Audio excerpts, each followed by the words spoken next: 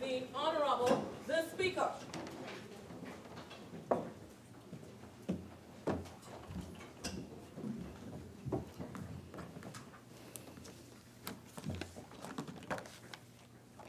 Almighty God, we give thanks to you, the Creator of the universe, and humbly beseech you to direct and prosper the deliberations of the members of this House here assembled for the advancement of your glory and the trust and welfare of the people of Trinidad and Tobago. Grant that peace and happiness, truth and justice may be established among us for all generations. Amen. Amen. Namaste.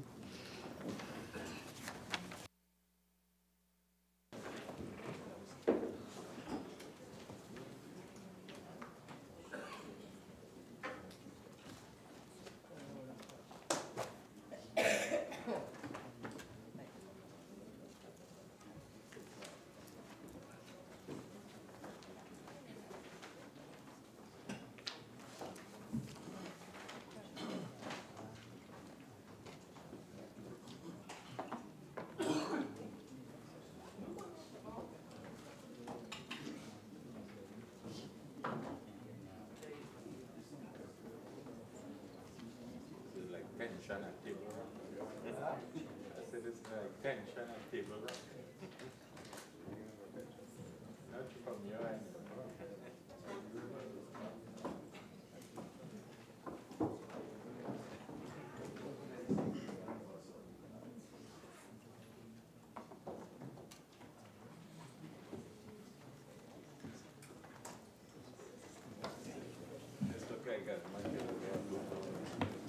Oath or affirmation, announcements by the Speaker.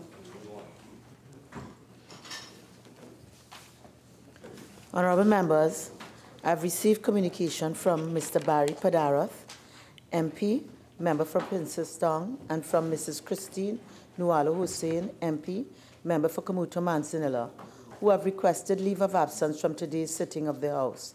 The leave which the members seek is granted. Honorable members, correspondence has been received from the President of the Senate dated July 3, 2019, which states as follows. Dear Speaker, re-establishment of the Joint Select Committee. Reference is made to your letter dated June 20, 2019 on the subject at caption.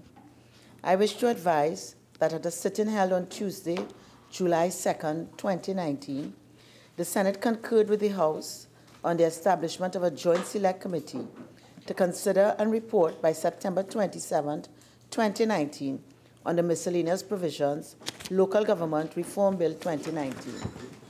And the following 6 members were approved to serve on the committee. Mr. Clarence Rambarat, Mr. Kazin Hussein, Mr. Garvin Simonet, Ms. Khadija Amin, Mr. Paul Richards, and Mr. Durup Timal. Accordingly, I respectfully request that the House of Representatives be informed of this decision at the earliest convenience, please. Respectfully, Senator, the Honorable Christine Kangaloo, President of the Senate. Bills brought from the Senate, petitions, papers. Minister of Finance.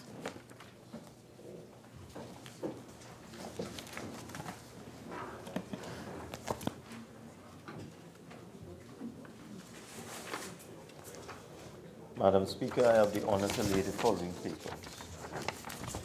The audited financial statements of Trinidad Nitrogen Company Limited for the financial year ended December 31st, 2018. The consolidated financial statements of Trinidad and Tobago National Petroleum Marketing Company Limited and its subsidiaries for the financial year ended March 31st, 2018. The audited financial statements of the Deposit Insurance Corporation for the years ended September 30th, 2017 and 2018. I beg to move that papers 1 and 2 be referred to the Public Accounts Enterprises Committee, and papers 3 and 4 be referred to the Public Accounts Committee. Honorable members, the question is that papers 1 and 2 be referred to the Public Accounts Enterprises Committee, and papers 3 and 4 be referred to the Public Accounts Committee. All in favor say aye.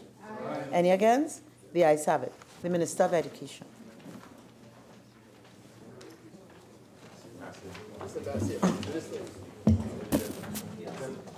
Madam Speaker, I have the honor to lay the administrative report of the University of Trinidad and Tobago for the period October 2015 to September 2016. Thank you. Reports from committees. Member for Davide O'Meara. Madam Speaker, I have the honor to present the following reports. 1. The 10th report of the Joint Select Committee on State Enterprises on an inquiry into the operation of Lake Asphalt of Trinidad and Tobago, 1978 Limited, and to determine its effectiveness at fulfilling its mandate. 2. The 11th report of the Joint Select Committee on State Enterprises on an inquiry into the operation of national flour mills, including the company's role in the processing of rice for local farmers. For San Fernando West.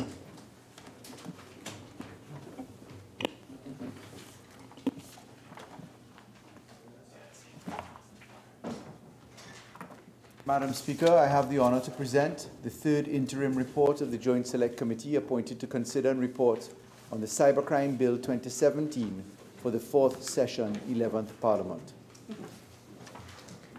Member for Diego Martin, Northeast.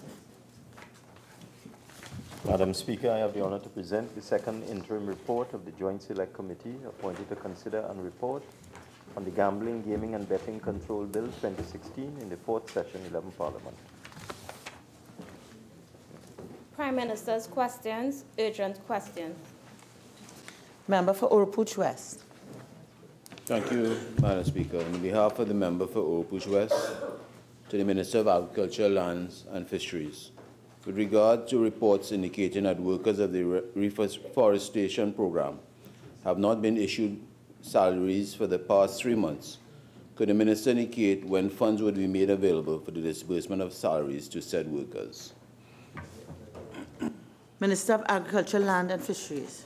Madam Speaker, on behalf of the Minister of Agriculture, Land and Fisheries, the Ministry of Agriculture, Land and Fisheries has requested funding to pay reforestation workers, and the Ministry of Finance is currently working on the approval for the release of funds. The Ministry has, in the interim, processed all the pay sheets from contractors and is in a position to process payments to the various bank accounts once the approval is given by the Ministry of Finance.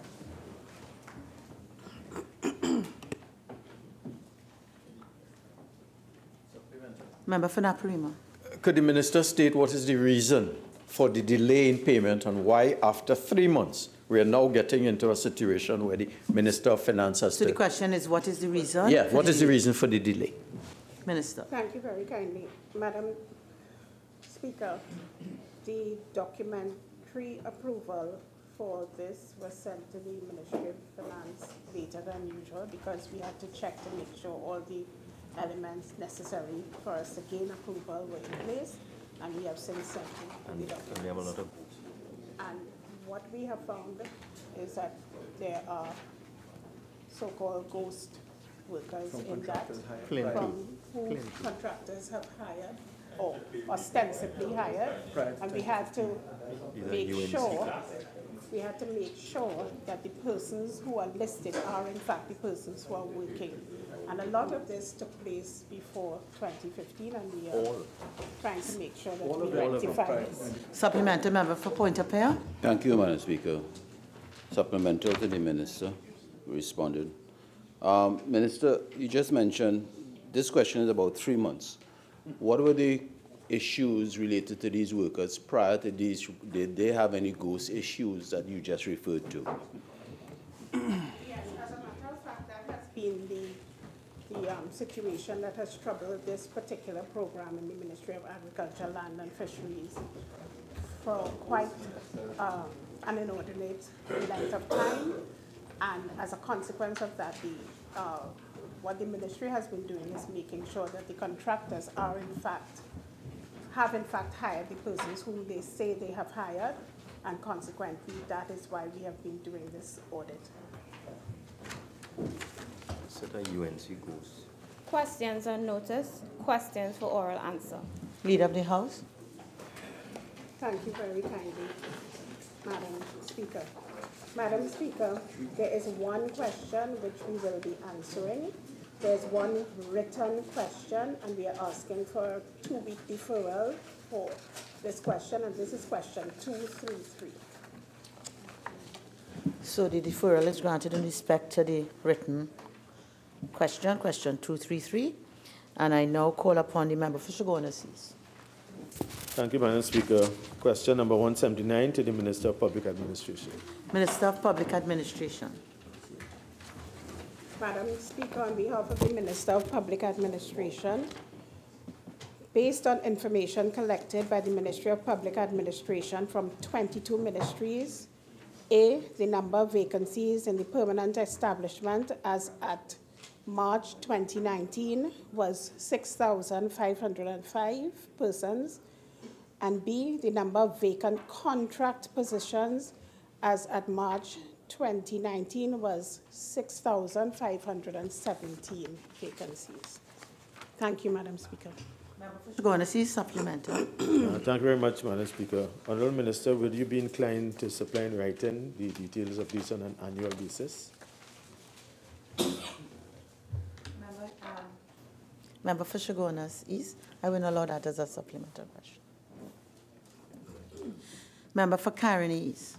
Honourable Minister, would there be any attempt by the Ministry of Education to fill particularly the permanent positions? And if so, when? Oh, well, one question, sorry. One question. Would there be any attempt? Minister? Sorry, Madam. At the Ministry of Education? No, Public Administration. You said education. Oh, sorry, Ministry of Public Administration to fill these permanent positions.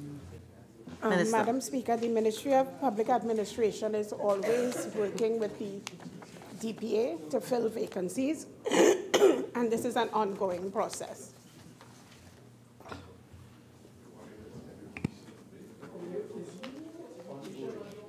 Request for leave to move the adjournment of the House on definite matters of urgent public importance, statements by ministers, personal explanations, introduction. Madam Speaker. Has the member for Oropouche submitted an apology to you based on the decision, the member for Oropouche East, based on the decision of this House under the heading personal explanations? Honourable members, I am to advise that I'm still awaiting the apology from the member of Oropouche East in accordance with the will as expressed by this Honourable House. I do report that at around 11:33 today, I received a letter under the hand of the member which states in part, and I quote, "Today, I cannot accept the invitation to again apologize in the manner as recommended by the illegal committee." Close inverted commas. Madam Speaker. Leader of the House. Speaker. Madam Speaker. Leader of the House. Thank you very kindly, Madam Speaker. Madam Speaker, I therefore, in accordance with Standing Order 38L, move that this member be not recognized by this House until he apologizes to this House pursuant to the decision of this House.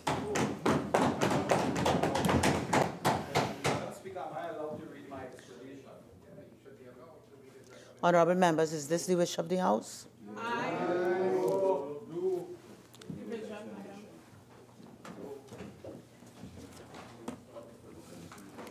Mrs. Robinson-Ridgey. Aye.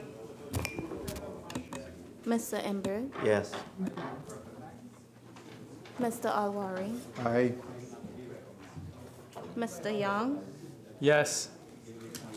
Mr. Dialsing. Yes. Mr. Hines. Yes. Mr. Mitchell. Aye. Mr. Garcia. Yes. Mr. Ford. Yes.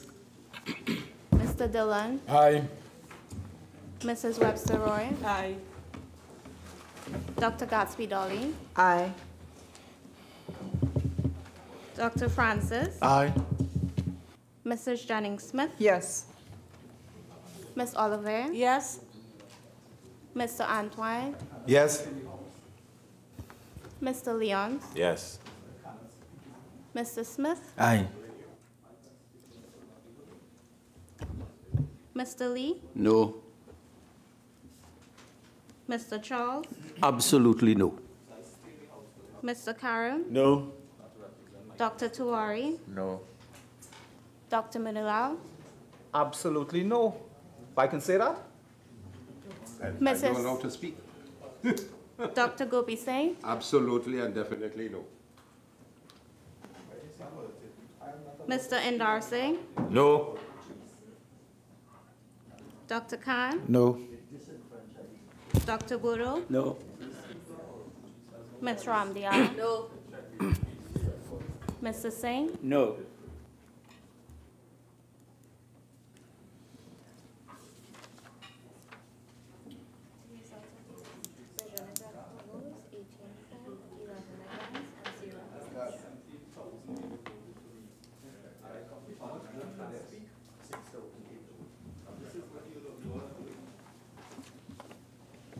Honorable members, on a division, 18 members voted for, 11 members voted against. There were no abstentions. So the motion has been carried.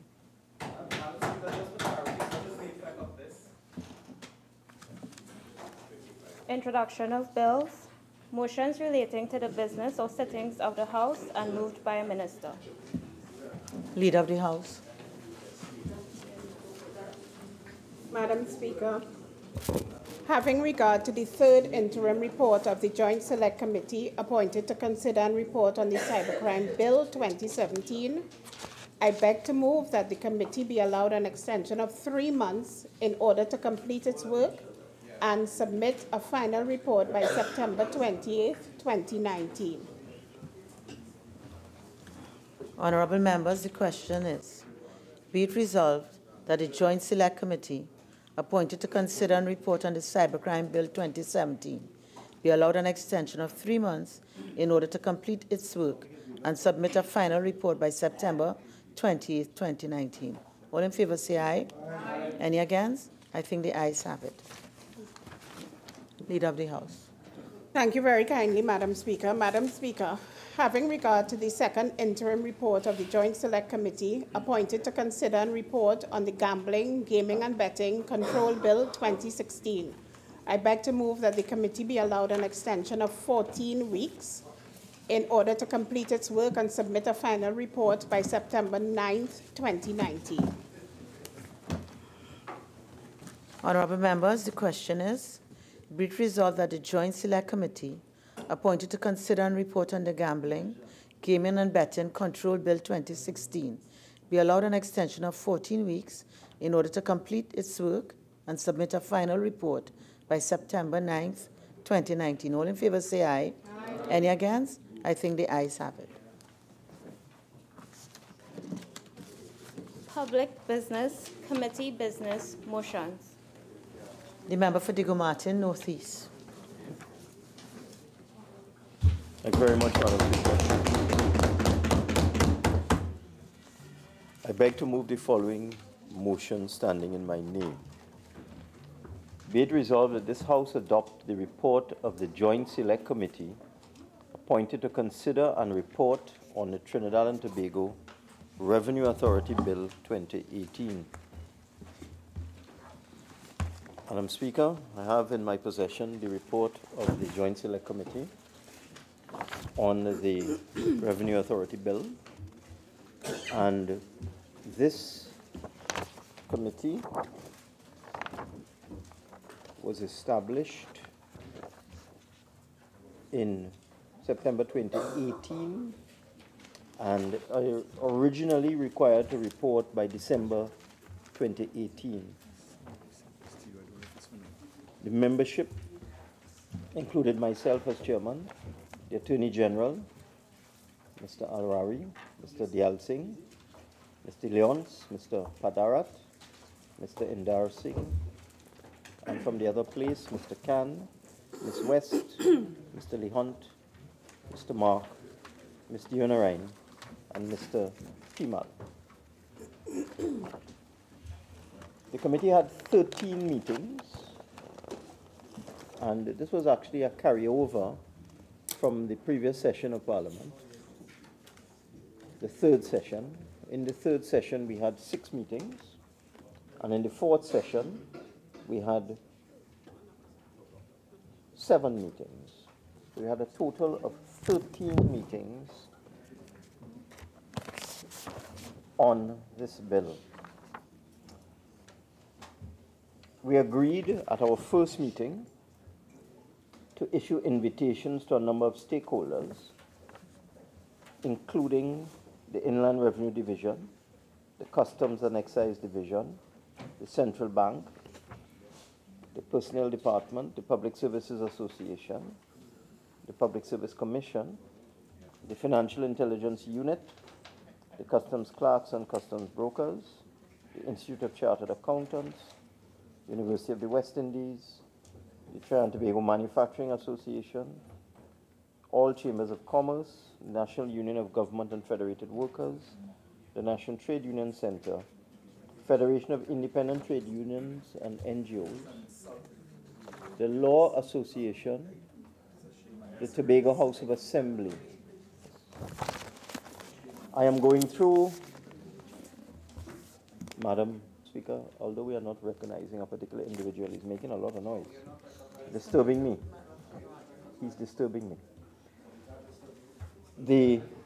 We received, I am listing all of these, the names of all these organizations, to show that the examination of this bill was very comprehensive, and we went through a very thorough process to receive comments from stakeholders and to interrogate these stakeholders. Madam Speaker, really, this is difficult. I'll just remind all members of Standing Orders 53 with respect to crosstalk, and members will listen in silence unless they are making their presentation. Thank Minister you, Madam of Finance. Speaker. We received written submissions from the following: Inland Revenue Division, Custom and Excise Division, Central Bank, Financial Intelligence Unit, Customs Clerks and Brokers, Institute of Chartered Accountants, National Union of Government and Federated Workers, Service Commissions, American Chamber of Commerce, Coover Point Lisa's Chamber of Commerce, Energy Chamber, Tobago House of Assembly, University of the West Indies, and the Joint Trade Union Movement. So that all told, we received 12 submissions from the public. In the meetings that followed the first meeting, the committee undertook a preliminary review of the various stakeholder submissions, and then we commenced the interrogation and interview of the various stakeholders, and we met with the following: Customs Clerks and Customs Brokers, Financial Intelligence Unit, American Chamber of Commerce, Public Service Association, National Union of Government and Federated Workers, National Trade Union Center, Joint Trade Union Movement.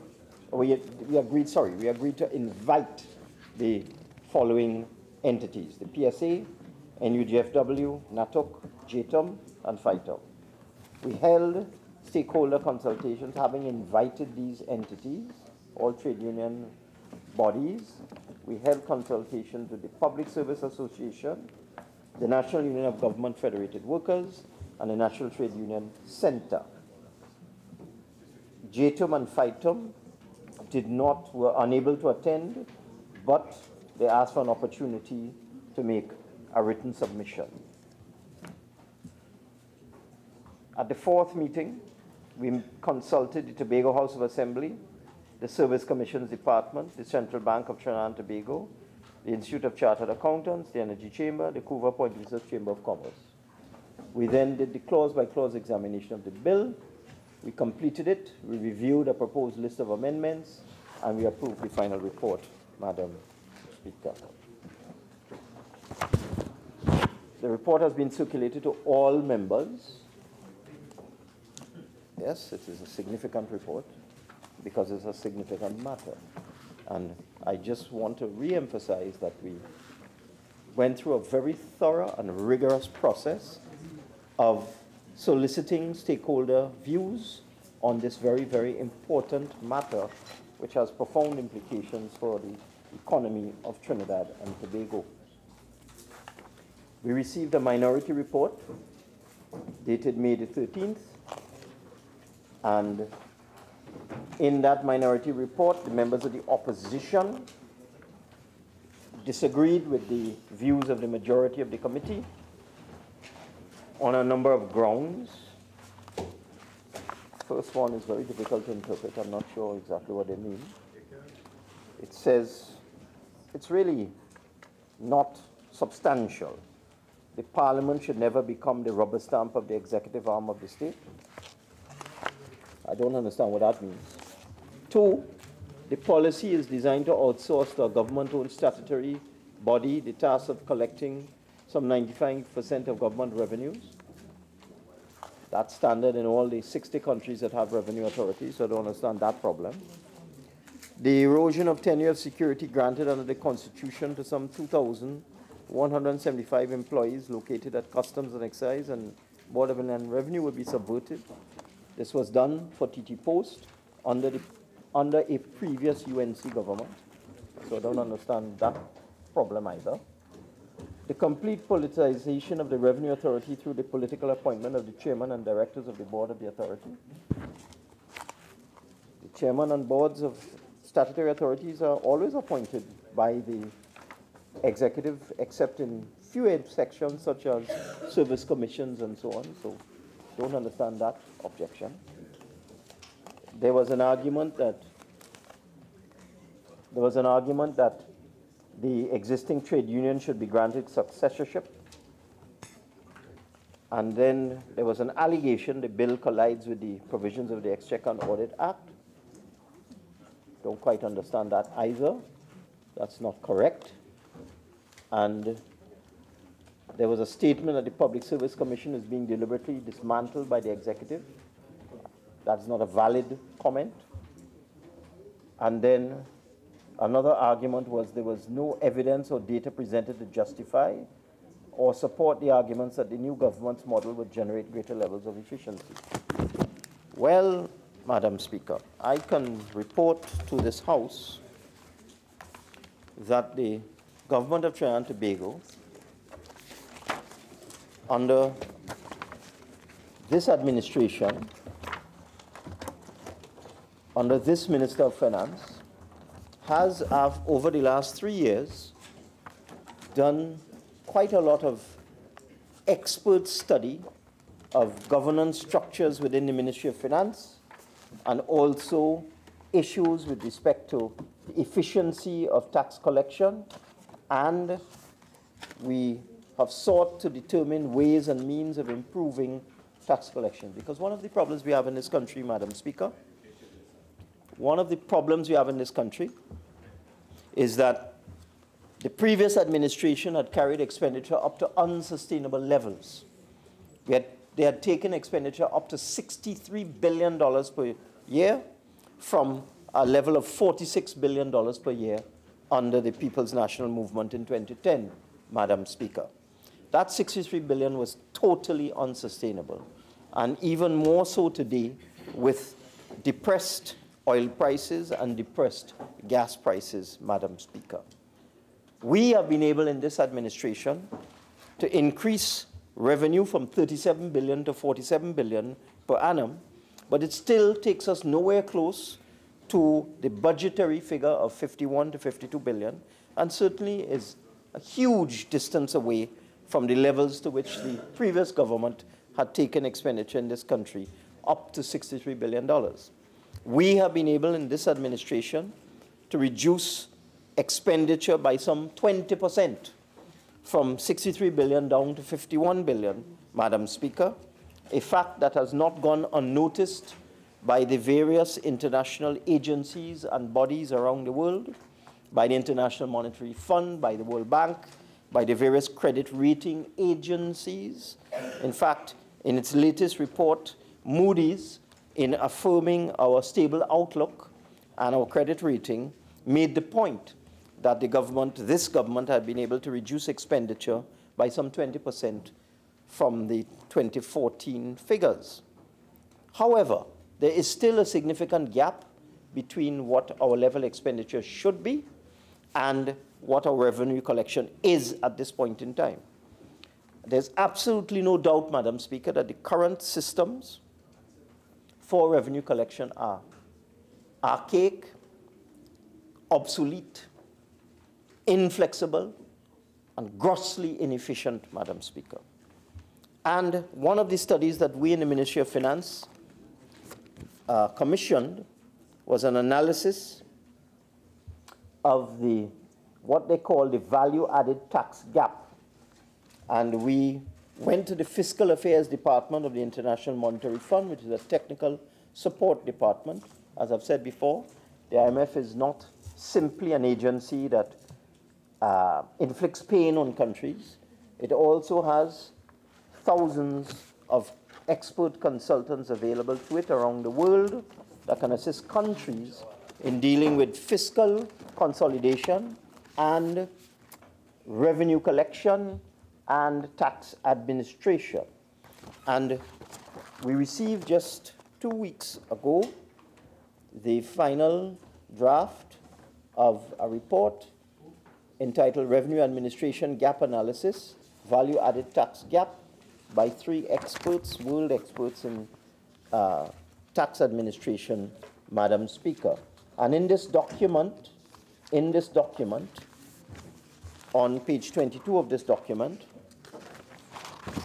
the IMF has done very rigorous analysis of the transactions in Trinidad and Tobago that should attract VAT.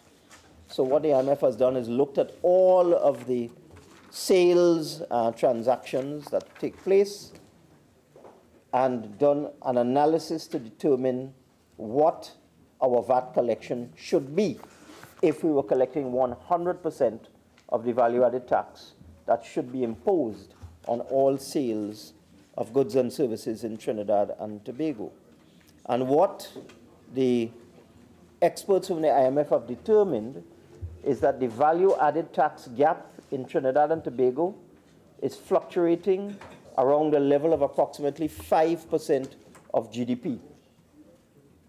And that equates, Madam Speaker, with our current GDP being approximately 160 billion Trinidad and Tobago dollars.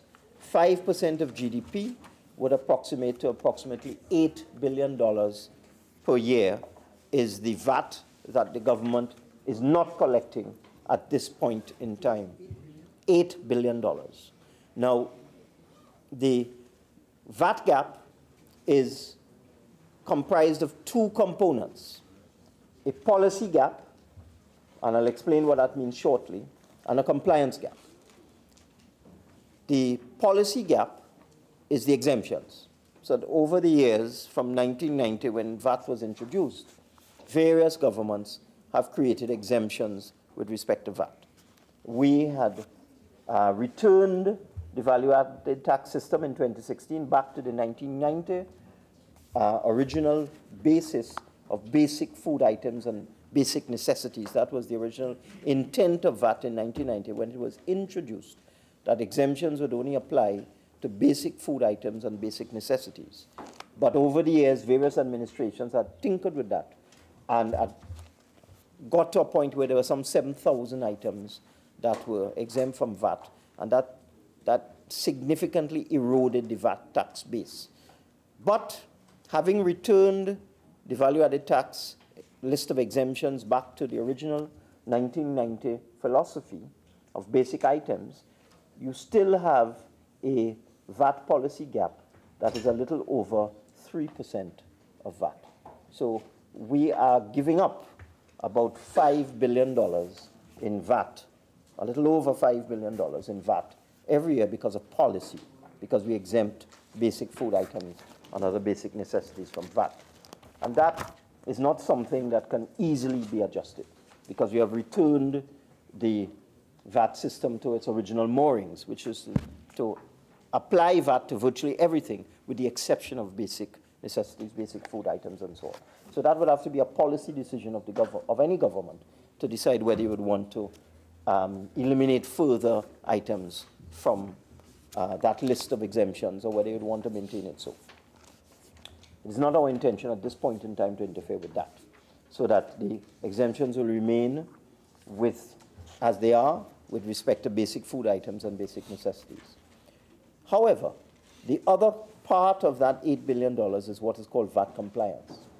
So you have about $3.2, $3.3 billion, 3.2 to 3.3% of GDP, which is over $5 billion, is the policy gap. The compliance gap is about 1.8% of GDP.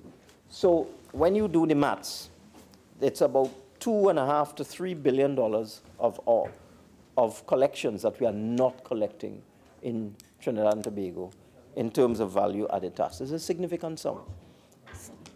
$2.5 to $3 billion are not being collected in value-added tax in Trinidad and Tobago because of tax avoidance and tax evasion. So let me go through the numbers again. The experts have determined that if you applied VAT to every single item in Trinidad and Tobago, every single item, and you then work out the amount of VAT that we should be collecting, there's a gap between what we should be collecting and what we are actually collecting of $8 billion. Of that $8 billion, approximately 5 is a policy decision of the government not to collect VAT on basic food items and so on. The remaining $3 billion is VAT that should be collected but is not being collected because of weaknesses in administration, lack of enforcement, corruption, tax evasion, tax avoidance, and essentially weaknesses in the tax administration system. If a revenue authority, a semi-autonomous revenue authority, could just collect half of that, the government of Trinidad and Tobago would immediately increase its revenue collection by as much as $1.5 billion per year, which is a significant sum and would go a long way to dealing with many of the requirements and the demands of our citizens. So for just in terms of the VAT gap alone, as far as I am concerned, Madam Speaker, there is sufficient justification for the improvement in our revenue collection system. The question has been asked, why should we have a Trinidad and Tobago Revenue Authority? The government also sought assistance from a research entity, again from the IMF, called CARTAC. And as I've said before, I'll say again, CARTAC is the Caribbean Technical Assistance Department of the IMF. There are technical assistance departments in various regions of the world. There are technical assistance departments in Europe, in Asia, and so on, Latin America. And there is one in the Caribbean called CARTAC. It's a technical assistance advisory unit or department of the IMF. CARTAC took a good look at our revenue system and concluded that our tax collection system is highly inefficient. One of the biggest problems in our tax collection system is the inability to recruit, retain, and compensate staff appropriately. This has resulted in a perennially high number of vacant positions. Inadequate budgets for the Inland Revenue Division have exacerbated the situation, and allegations of extensive corruption have perennially dogged our organizations, Madam Speaker. This is contained in a paper from the IMF Fiscal Affairs Division entitled Strengthening Institutional Arrangements and Corporations, November 2016. So what is the rationale for the Trinidad and Tobago Revenue Authority? It is argued that an autonomous agency, unfettered by the strictures of the public service, can far more effectively focus on its efforts on the task of revenue collection. It can manage its affairs in a more business-like manner. Without the hindrances of the public service system, it can recruit, retain, discipline, and motivate staff to a higher level of performance. And, Madam Speaker, I have seen governments come and governments go. I myself have been in this parliament for over 27 years. Every single year in those 27 years, Madam Speaker, when one looks at the vacancies just today, you had a question. How many vacancies are there in the public service? We're told 6,000. Every year for the last 27.5 years, Madam Speaker, there's a recurring decimal that in major, important areas of the government and the public service, they suffer from chronic vacancies, Madam Speaker. Chronic. And the vacancies in the Inland Revenue Division are no different. You're looking at up to 50% of the positions not being filled, as is the case in the Auditor General's Department, Customs Division, and so on, Madam Speaker. And why is this so? It is so because we have established archaic structures, including the Public Service Commission, which simply are inefficient. Because if after 27 years, and how many different governments have come through there? PNM, UNC, NAR before that, then back to PNM, back to UNC, back to PNM. 27 years, and I'm sure it's longer than that, 30, 35 years, you have this perennially recurring decimal of 50% of the staff in the Inland Revenue Department just not there. And why is it? Because of the inefficiency in the Public Service Commission, Madam Speaker, in the Personnel Department.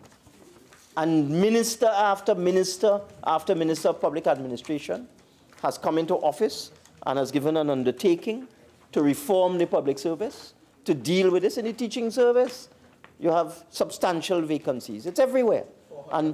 400 plus I'm hearing. Minister after minister after minister for the 27 years that I have been in Parliament have come into the system and have found themselves unable, whether you have money or you don't have money. When this country had money coming out of its ears, they couldn't recruit staff. Now, where we are financially challenged, they can't recruit staff. It has nothing to do with financial resources, Madam Speaker. It is the system. It is the system where people apply for a job in the public service, and years later, they can't even get an acknowledgement or an interview or any sort of evidence that their matter is being addressed. You're on a list. Yes, that's what they say, you're on a list. Well, definitely, everybody knows that. So, Madam Speaker, if we had a autonomous revenue authority, they could go about their business and recruit and retain appropriate staff, compensate them properly. And I would dare say, Madam Speaker, that the compensation packages of persons in this revenue authority, although they would be better, or we would expect they would be better than exists in the mainstream public service at this point in time, would be a fraction of the cost of recruiting and retaining competent staff in the proposed revenue authority, would be a fraction of the increased revenue collection that they could achieve, Madam Speaker. I just spoke about VAT. As I said, the compliance gap in VAT, and that's simply assessments. What the consultant told me, because I went to the IMF spring meetings in April, we met with the consultant, we asked him to explain his findings to us. And what he said is that the problem is in what is called assessments. Now, assessments may be a word that is not easily understandable, but what it really means is compliance.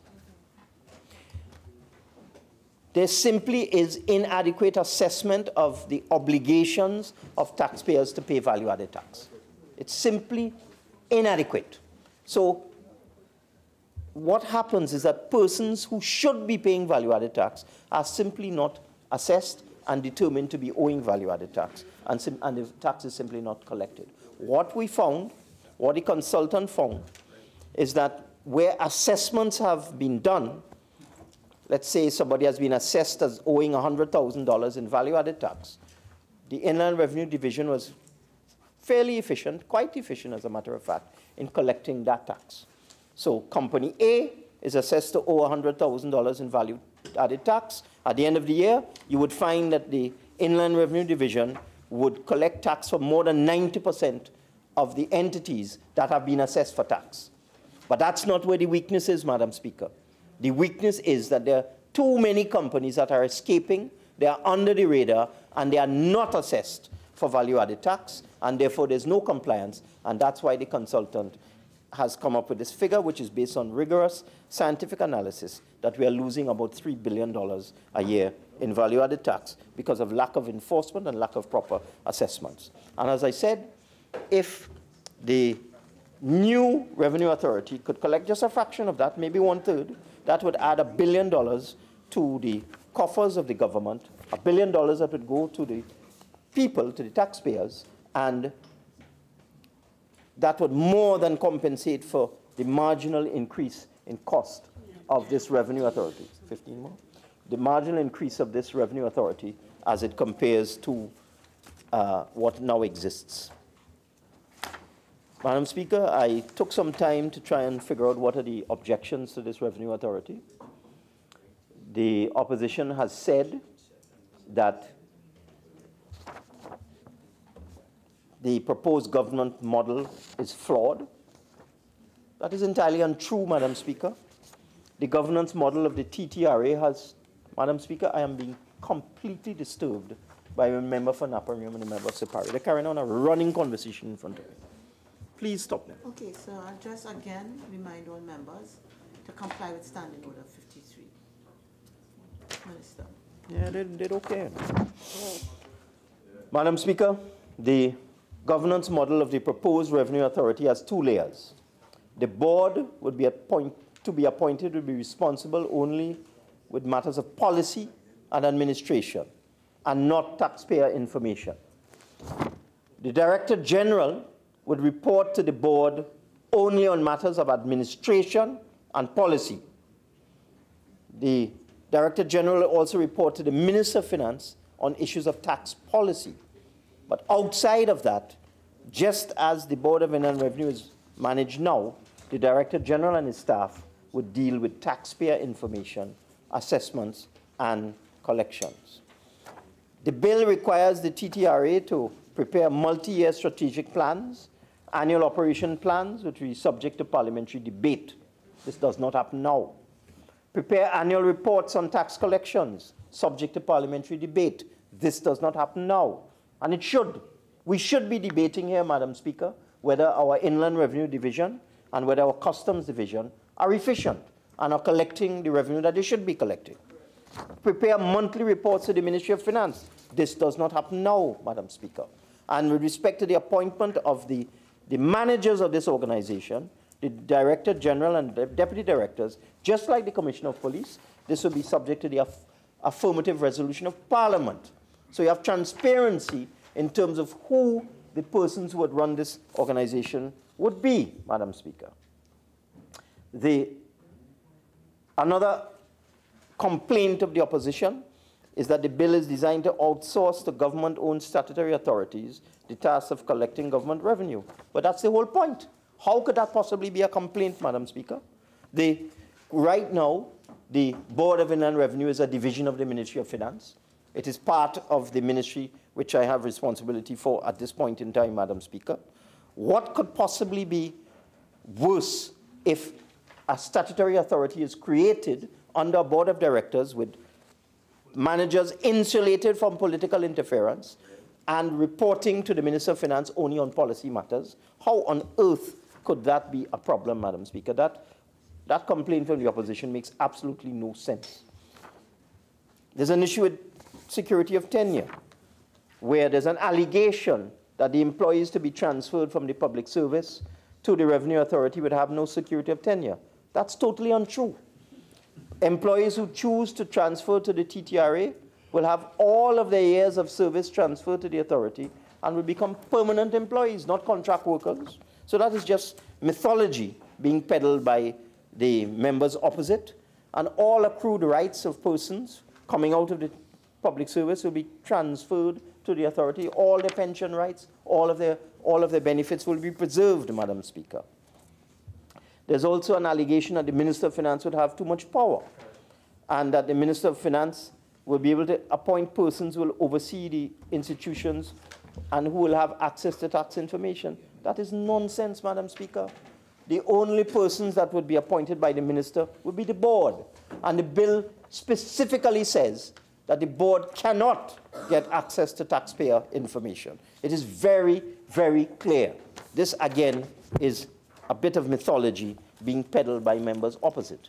Now, in the few minutes remaining, Madam Speaker, let me just deal now with the clause-by-clause analysis of the bill, because the bill is not a very long bill, Madam Speaker. And as I indicated, the committee held 13 meetings.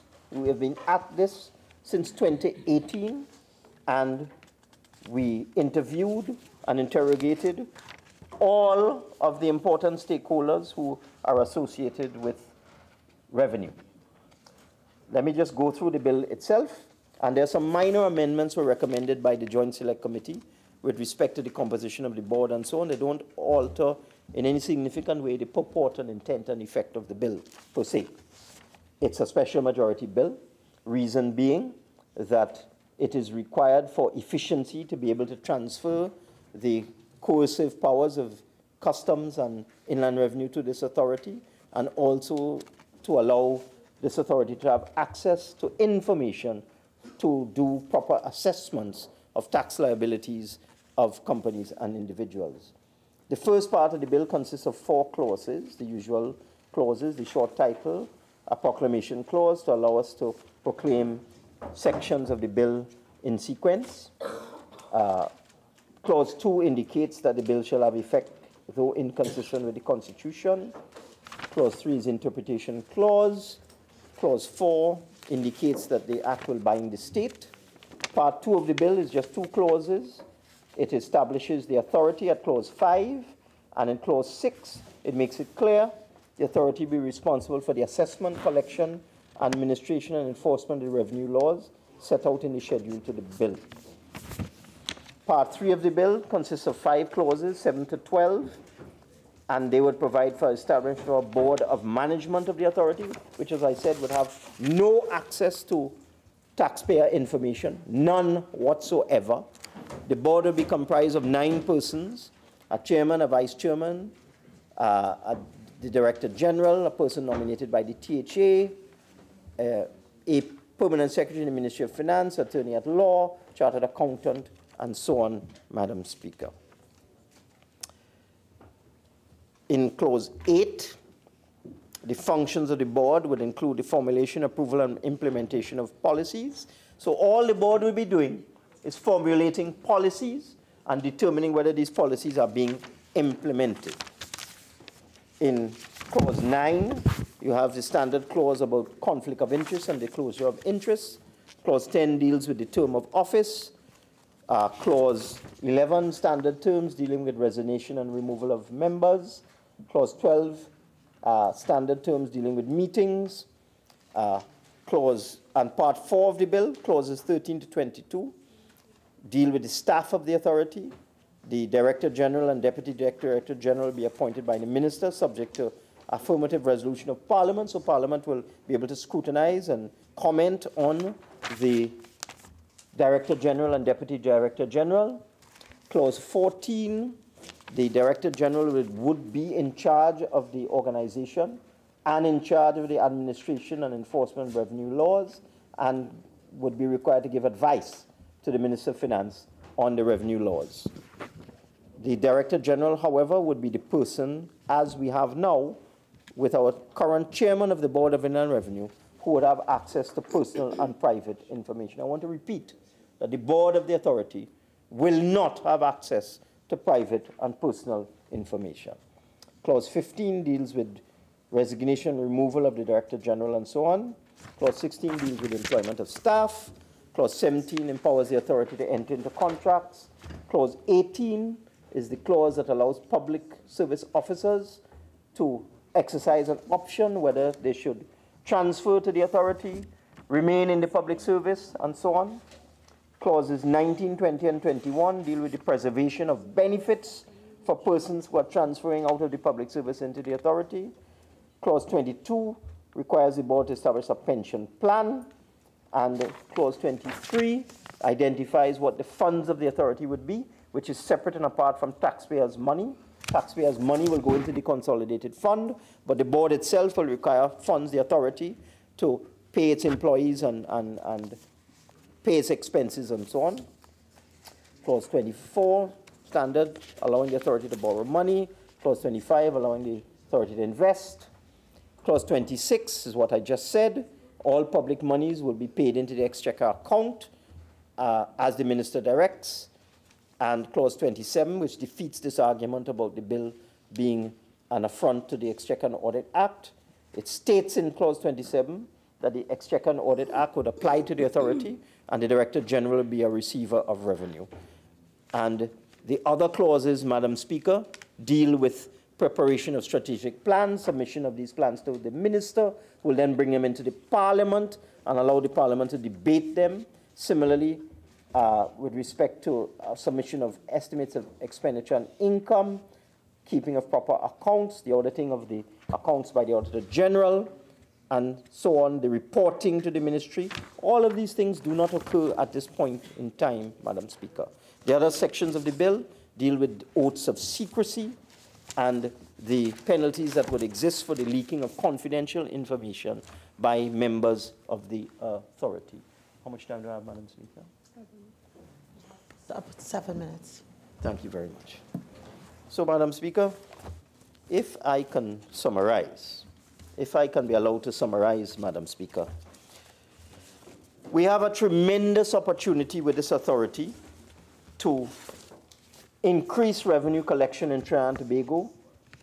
By our estimates, Madam Speaker, if we can just collect 50% of the collects that is not currently being collected in terms of value-added tax, in terms of income, personal income tax, in terms of corporation tax, in terms of customs duties and so on, petroleum profits tax and so on, if we just were able to collect 50% of the tax that is not being collected now because of inefficiencies, we could increase the revenue collection of this government by between $3 to $5 billion per year, Madam Speaker. That would balance the budget immediately. For example, this year, we have projected a budget deficit of some $4 billion. But if we had an efficient revenue authority, Madam Speaker, that is not hamstrung and humbugged by the strictures of the public service, as our Board of Inland Revenue is at this time, we could increase revenue collection by some $3 to $5 billion a year. I don't know why honourable members opposite are so opposed to improving efficiency of revenue collection in Trinidad and Tobago, Madam Speaker. And let me now go through finally, before I conclude, we were given 4 options by a technical report done by the experts in CARTAC at IMF unit. And the 4 options were: establish a revenue authority, create a Ministry of Revenue, create a position of Permanent Secretary for Revenue, or try to improve the existing system. CARTAC urged the government to go with a full-fledged revenue authority. They told us any other approach will just be more of the same. And you know, Madam Speaker, it is necessary to repeat Einstein's definition of insanity, doing the same thing over and over and expecting a different result. I made the point. I've been in this parliament for 27 years. And for 27 years, I have heard ministers of public administration talk about reform of the public service. 27 years, Madam Speaker. It's just not going to happen. So that we in this government believe this will be a very, very progressive move, Madam Speaker.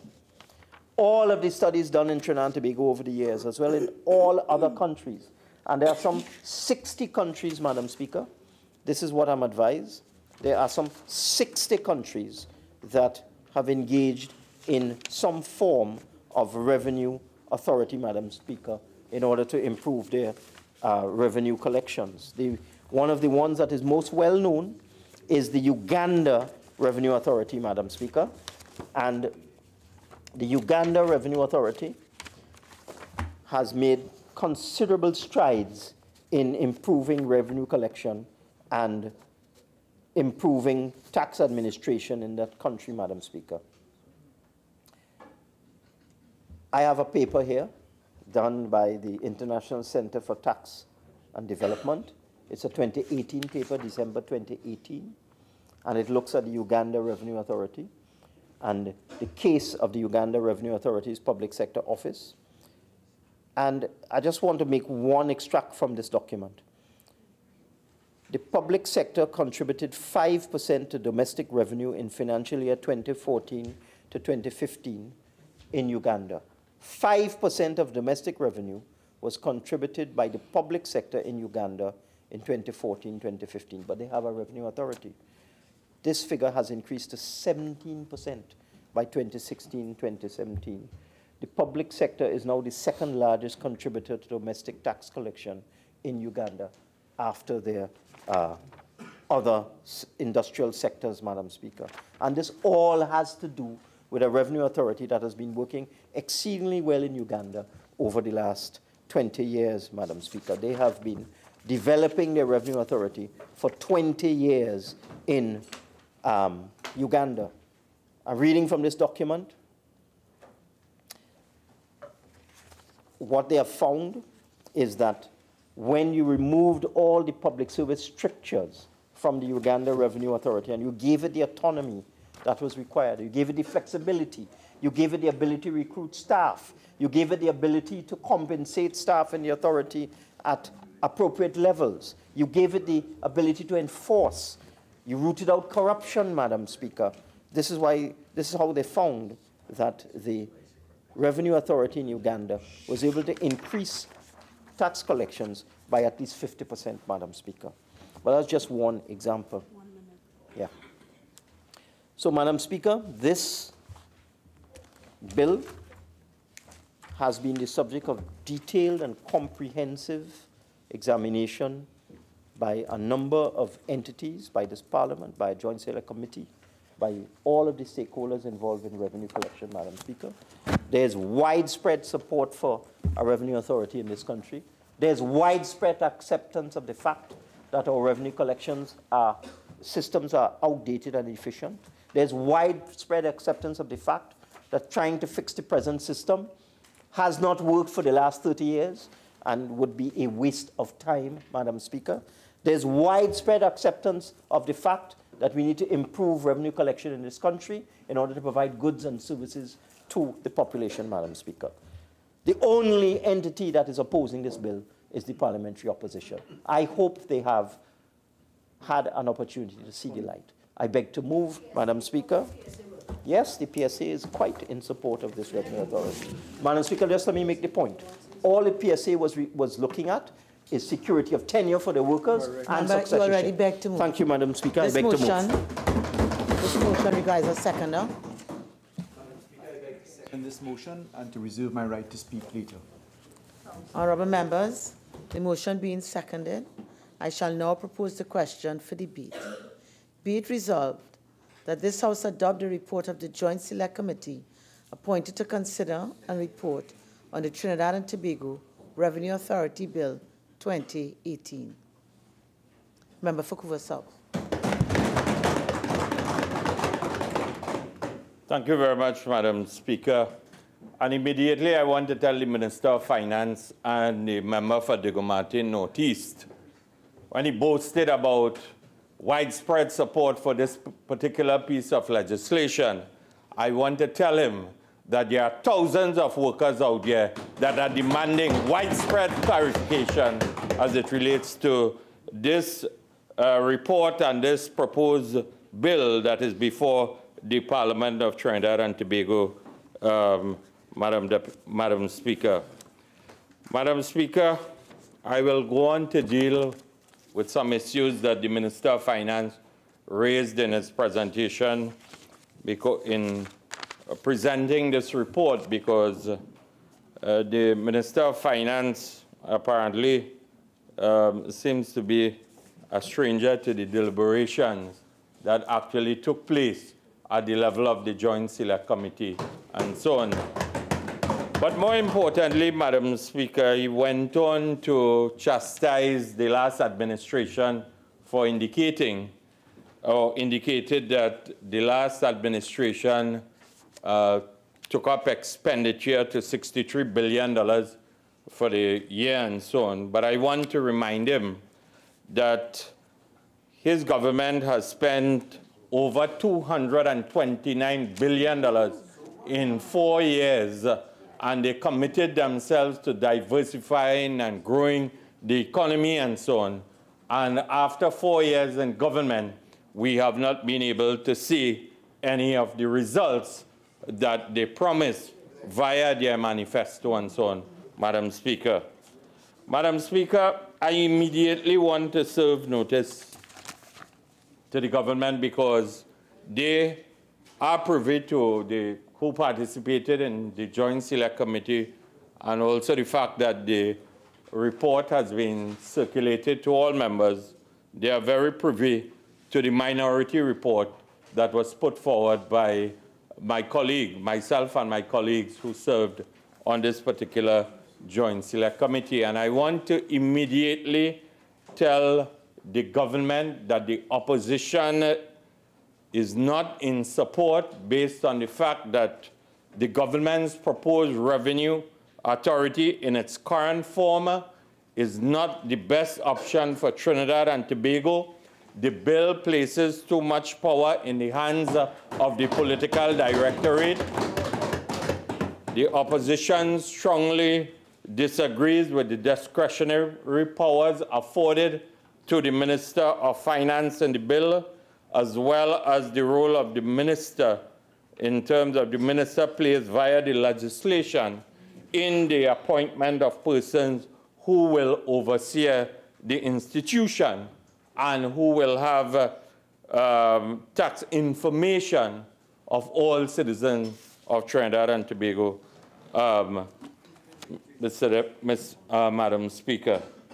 Madam Speaker, and when the Minister of Finance laid the Trinidad and Tobago Revenue Authority bill in 2018, to be more specific, on the 25th of May, 2018, he made a number of pronouncements as it relates to deficient human resource management processes, inadequate management capability, accountability and training, inadequate staff development, inadequate employee compensation packages, and unsatisfactory customer relations and so on. And he made some other observations and so on. And today, the Minister of Finance indicated that approximately $2.5 to $3 billion in VAT is not being collected, and he alluded to, if my memory serves me right in taking notes, tax evasion and so on. Tax avoidance. I want to ask, because he said that he read a lot of literature and so on, as it relates to,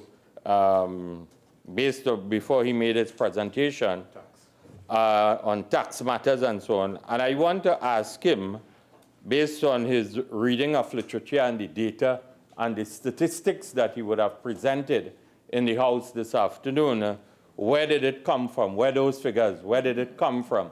Did it come from the Ministry of Finance? Did it come from the central bank?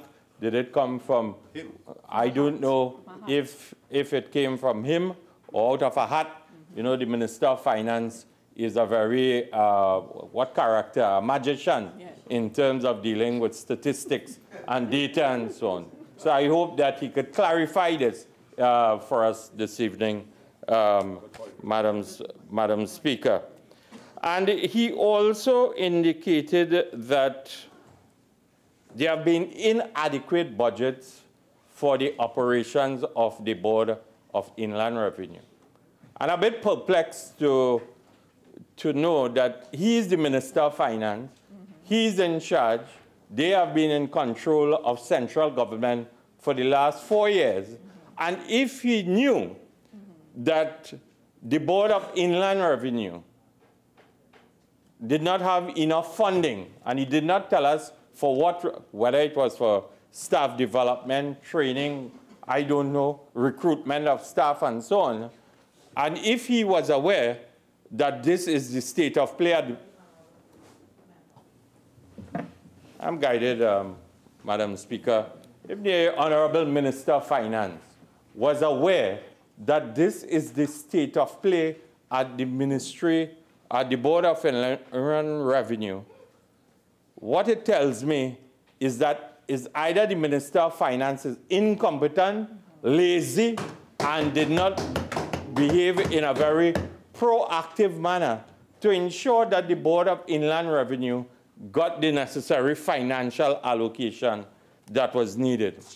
He indicated too about corruption at the Board of Inland Revenue, and for some reason, I don't know why, because this particular revenue authority focuses on the issues of, or the institution of the Board of Inland Revenue and Customs and Excise. I did not hear the Minister of Finance making too much or saying much about the state of play or the state of affairs at the Customs and Excise Division, which also falls under his ministry, Madam Speaker. And, again, the broad base or the broad brush of corruption, but not being specific, not stating anything to guide this House here this evening, and also, again, not stating what he has done as the minister in charge with responsibility to combat, if indeed there is corruption existing, what has he done to address this particular issue, Madam Speaker. And Madam Speaker, he spoke about the issue of chronic vacancies existing at the Board of Inland Revenue, and this being something that has been in existence for over 27 years and so on. And he spoke about approximately 50% of vacancies existing at the Board of Inland Revenue. And again, because I could remember at some point in time during his tenureship, and he still is the substantive minister, the Minister of Finance, I think in one of his mid-year budget reviews, I cannot recollect exactly, told Trinidad and Tobago, whilst it may not be to deal with this specific issue, promised Trinidad and Tobago a cadre, an army of tax collectors to come into the operations of the Ministry of Finance to deal with the property tax issue. And again, if the Minister of Finance could promise the country that he would be in a position to recruit 50%, an army of tax collectors, a cadre, I just want to get the terminology right, as it relates to the property tax issue, the Minister of Finance, if there's a shortage and vacancies and so on, the same way he committed to getting adequate staff into the Ministry of Finance, why has he not addressed the issue of staff shortages at the Ministry of Finance, at the Board of Inland Revenue, Madam Speaker? Again, it tells me of incompetence and probably being the lazy Minister of Finance engaged in other activities and so on, that is not important in terms of transforming the Board of Inland Revenue and realizing a more efficient organization, Madam Speaker. And then they went on to speak about compensation packages and so on. Madam Speaker, the Minister of Finance, I think, is fully aware of the state of collective bargaining in Trinidad and Tobago. If he so cared about the compensation packages and the salaries of the current workforce at the Board of Inland Revenue and also at Customs and Excise, I think that he should have again been proactive and ensured that in 2019, public officers at the Board of Inland Revenue and Customs and Excise are not existing on 2012 salaries, Madam Speaker. He would have ensured that the collective bargaining process, he would have partnered with other ministers and so on at the level of public administration to ensure that there was a timely settlement of the collective agreements so that at least their collective agreements would have been settled, and of course the issue of salaries. And I am sure that if this was settled through the Ministry of Finance, today the morale and the morale of Customs and Excise and also employees at the Board of Inland Revenue would have become proactive, would have been a more aggressive role, and I'm sure that it would have helped to assist in what the Minister of Finance is seeking in terms of improving the tax collection system and making both entities more efficient and so on. Because, Madam Speaker, I'm sure the Minister will appreciate that one of the most important issues in terms of dealing with staff and dealing with human beings and so on is to ensure that they have a satisfied compensation package, Madam Speaker. But more importantly, from a historical point of view, Madam Speaker, the PNM, through the Minister of Finance, the then Minister of Finance in 2009, promised Trinidad and Tobago a revenue authority and a new property tax regime. That was Minister of Finance Karen Nunez Teixeira. And in that particular year, they indicated that this particular revenue authority would become operational by the third quarter of 2009. And Madam Speaker, apparently they have not changed their focus, changed their modus operandi, and they have become very obsessed with getting this Trinidad and Tobago Revenue Authority on stream without taking into consideration a number of issues and concerns of the most important group of persons from a human resource point of view. That is the workforce, whether it is workers who are represented by the National Union of Government and Federated Workers or the Public Services Association, Madam Speaker. And we made our position clear in 2009, and I just want to reinforce this and repeat it here today, Madam Speaker. Madam Speaker, the then member for Superior, for example, in making her contribution to this particular debate on Friday, the 19th of February 2010, and I want, with your permission, to quote directly from the Hansard, indicated, firstly, we look at this bill and see the concerns of many that relate to two aspects. One has to do...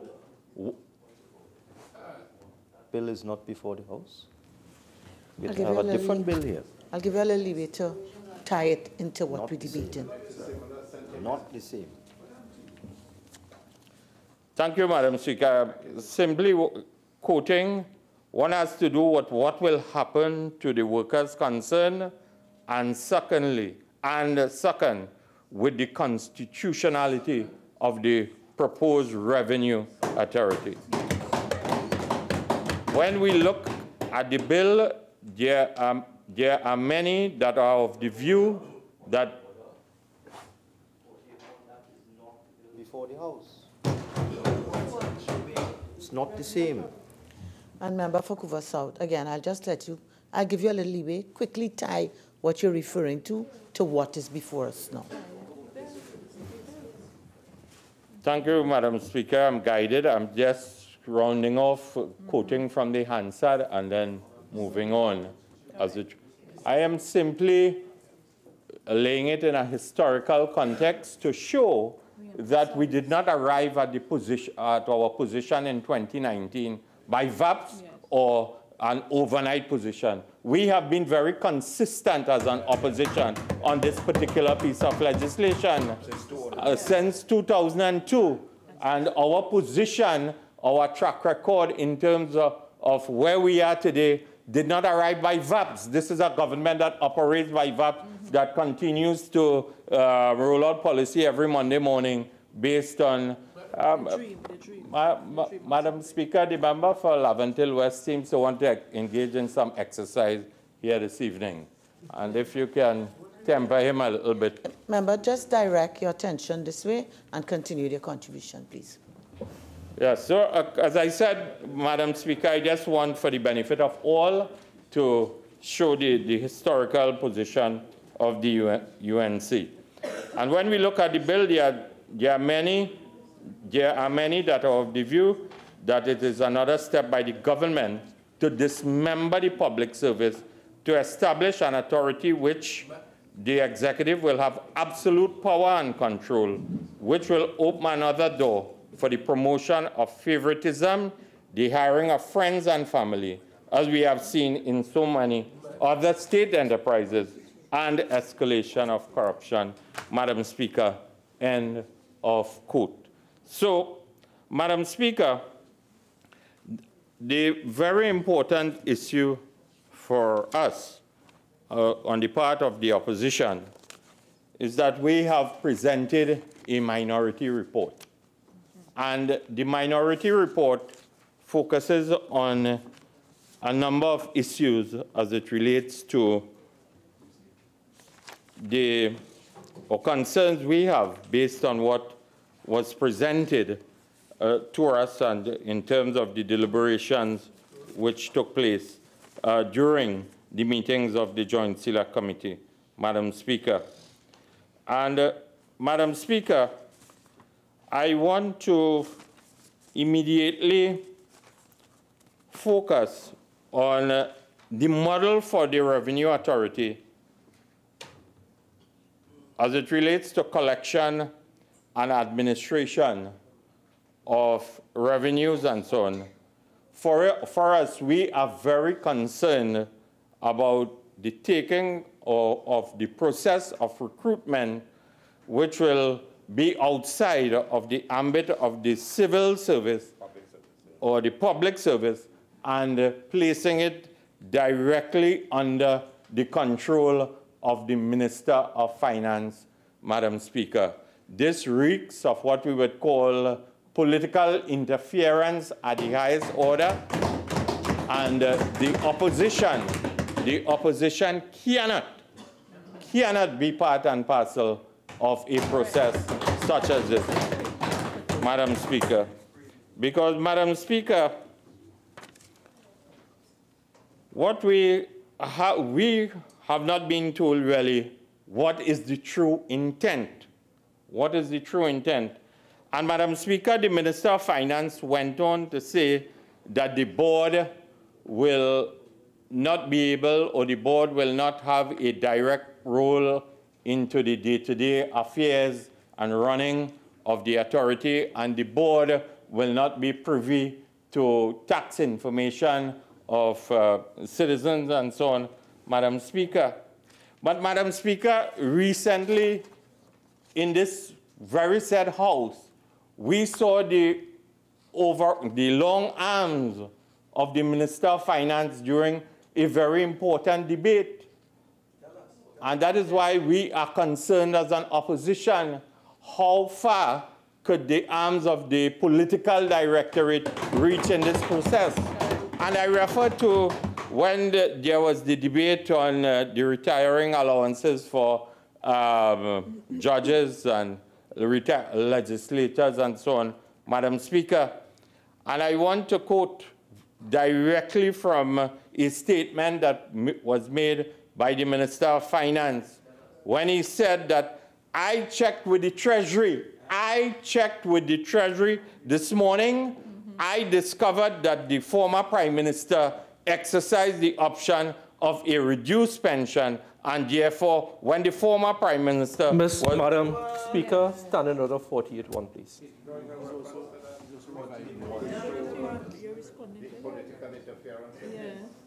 Member, I'll allow you to continue.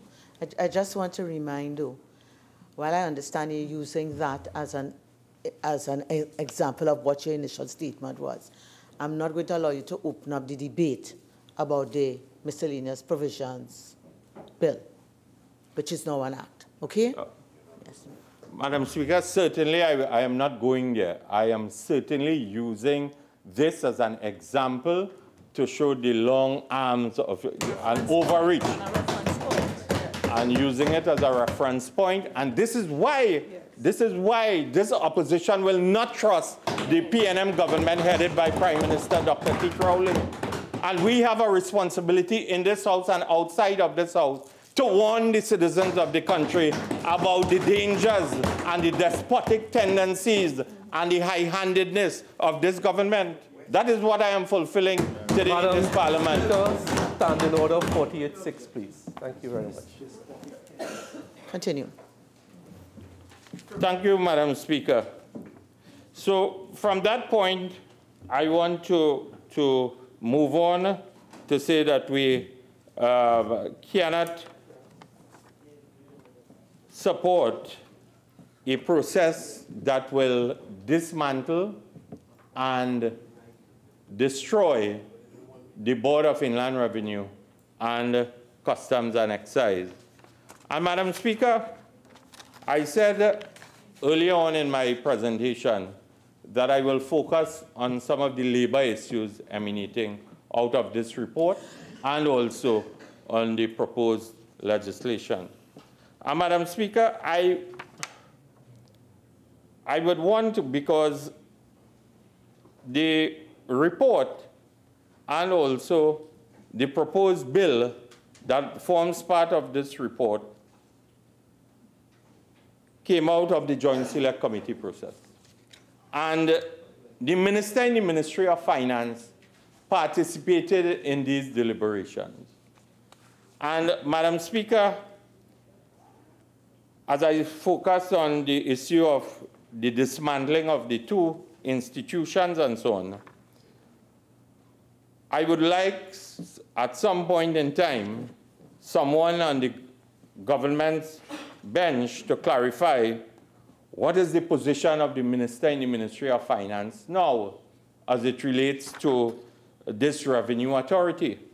And I want to quote directly from a report that was compiled on August 22nd, 2002, where the then minister in the Ministry of Finance, focusing on the revenue authority, indicated, and I quote, Ms. West expressed the fear that the integration of the Board of Inland Revenue and Customs and Excise would produce a cumbersome and inefficient authority.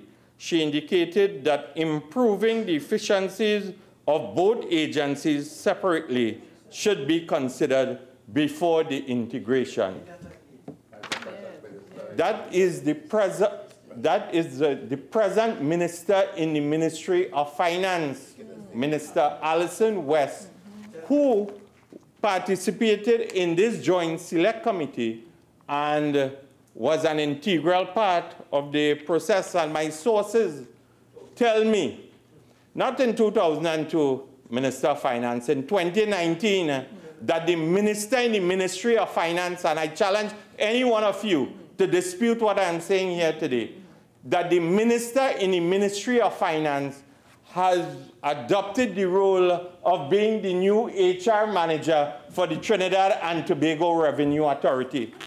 Because she has been given, the minister has been given the role to hold meetings with staff left, right, and center in the Board of Inland Revenue and Customs and Excise, to the point where members of staff have been told that if you do not accept what the government is putting forward, the alternative will be that you will be on the breadline, Madam Speaker. That is the role. And I want the Minister of Finance to stand up and deny what I am saying. I am prepared to give way. I am prepared to give way. That is the role that the minister in the Ministry of Finance has been used for and utilized for, to terrorize and intimidate workers in 2019.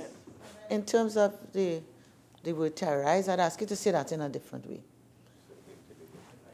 Member for Cuba, so. Thank you. Thank you, Madam Speaker. I am guided by your direction. Madam Speaker, I already gave way. And at the point in time, did not. I'm not talking about giving away. I'm talking about the word terrorize. I'm asking you to restate that in another way.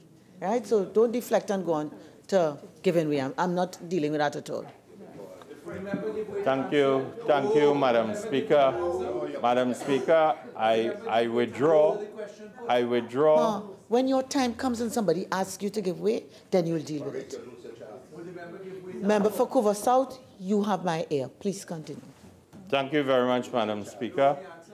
Madam Speaker, You will answer when the speaker. Go ahead.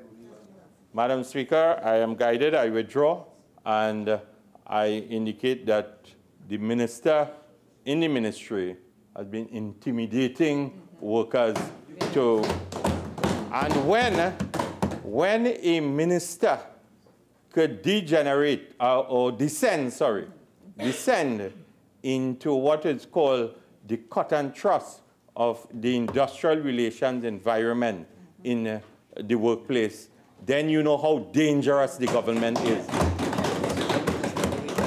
What is the minister? What is a minister of government descending into the arena of industrial relations and intimidating workers, telling workers, if you do not accept becoming part and parcel of the Trinidad and Tobago Revenue Authority, then you will be fired, you will be terminated. That is a government that has betrayed the workers.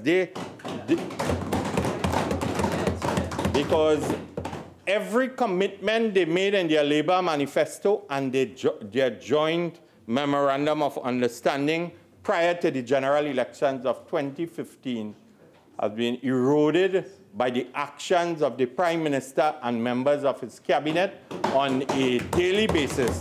And this is why we in this opposition are signaling to all the employees in Board of Inland Revenue and Customs and Excise, do not trust this government. Do not trust this government, Madam Speaker. And that leads me to the point, Madam Speaker, of how much time I have, Madam Speaker? 16 more. You have just about 1 minute of original time, and then you have your extended 15 minutes. Thank you, Madam Speaker. And this leads me to the very important issue of what we submitted and in our minority report, Madam Speaker, that we are concerned about the security of tenure of the workers at Customs and Excise and the Board of Inland Revenue, approximately 2,175 employees. And Madam Speaker, I thought that the government, through the Minister of Finance, Okuva South, your original time is now expired. You're entitled to 15 more minutes to wrap up your presentation if you wish. You may proceed. Thank you, Madam Speaker.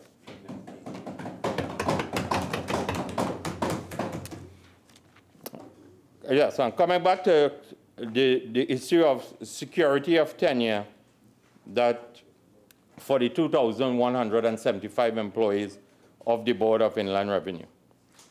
And it is an established fact, Madam Speaker, that workers are represented here. The recognized majority union is the Public Services Association. And in the submissions that were made before the Joint Select Committee, I think approximately 75 workers are represented by the National Union of Government and Federated Workers. And Madam Speaker,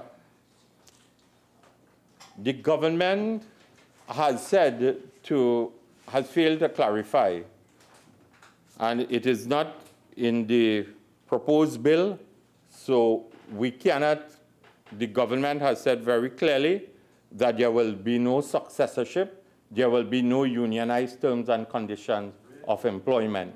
And this leads us to the very important issue, Mr. Minister of Finance.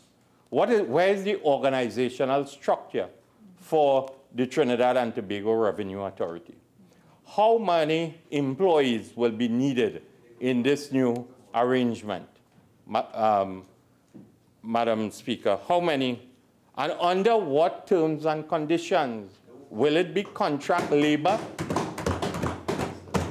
Will it be contract labor?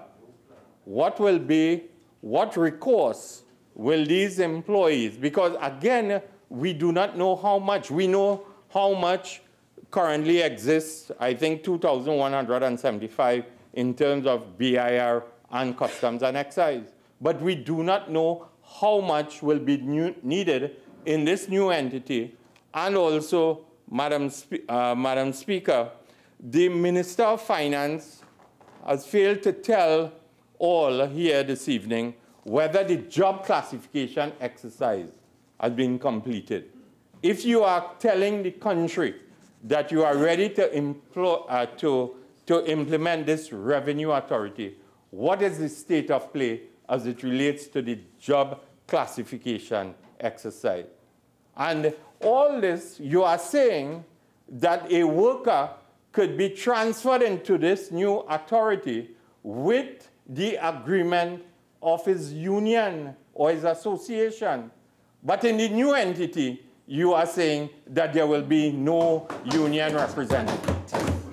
So it is a total contradiction, Madam Speaker, and this is where I am saying,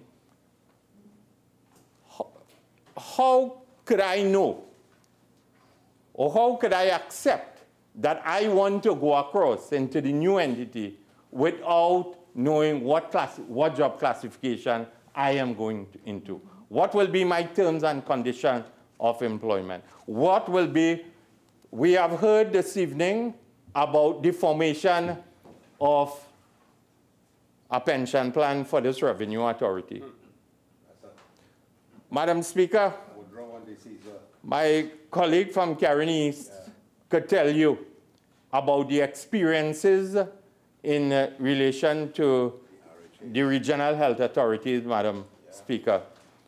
These regional health authorities were created in 2002, Karen East? No, 1994. 1994.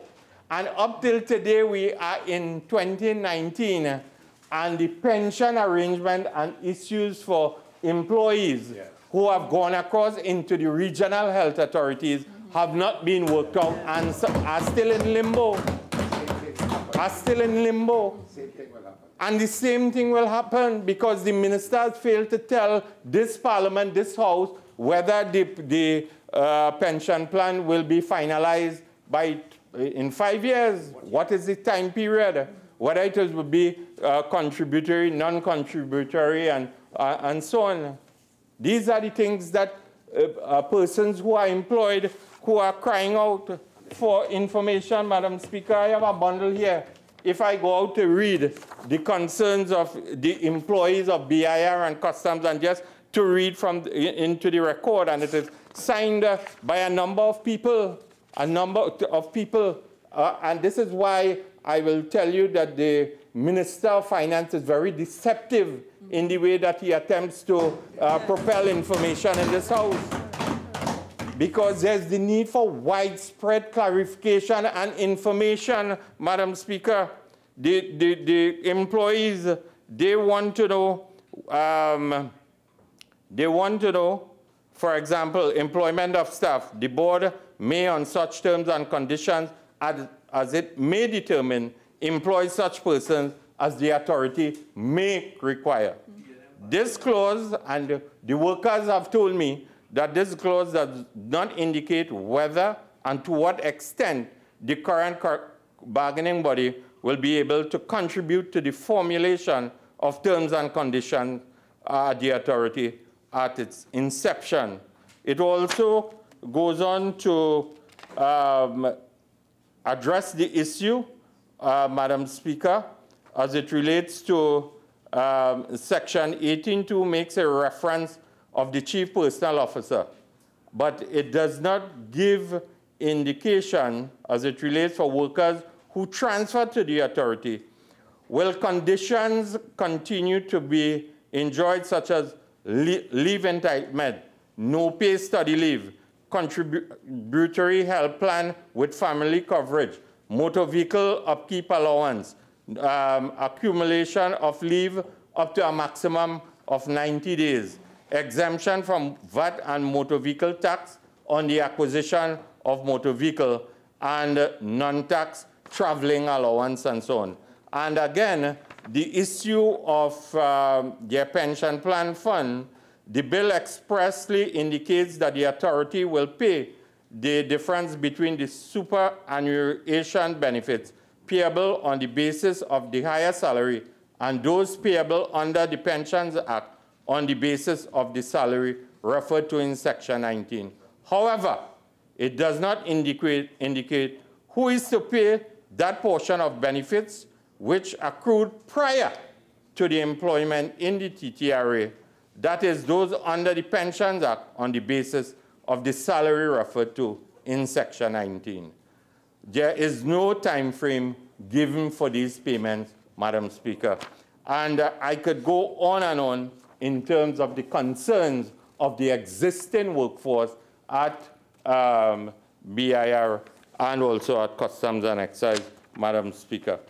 So, Madam Speaker, from where we sit, the opposition clearly is demonstrating here this evening, and my other colleagues will continue to demonstrate why we cannot support this particular report and this particular bill that has been presented here this evening, Madam Speaker. And Madam Speaker, I simply also, again, want to show you or want to demonstrate what I would call the hypocritical nature of this government in the way that they have gone about their business on this particular revenue authority, Madam Speaker. Because, Madam Speaker, the member for Diego Martin West, and if you will allow me, I'm trying to, because there's so much of literature available on this particular issue, Madam Speaker, I am trying to find a contribution that was made by the member for Diego Martin West, the Prime Minister, as it relates to the Revenue Authority.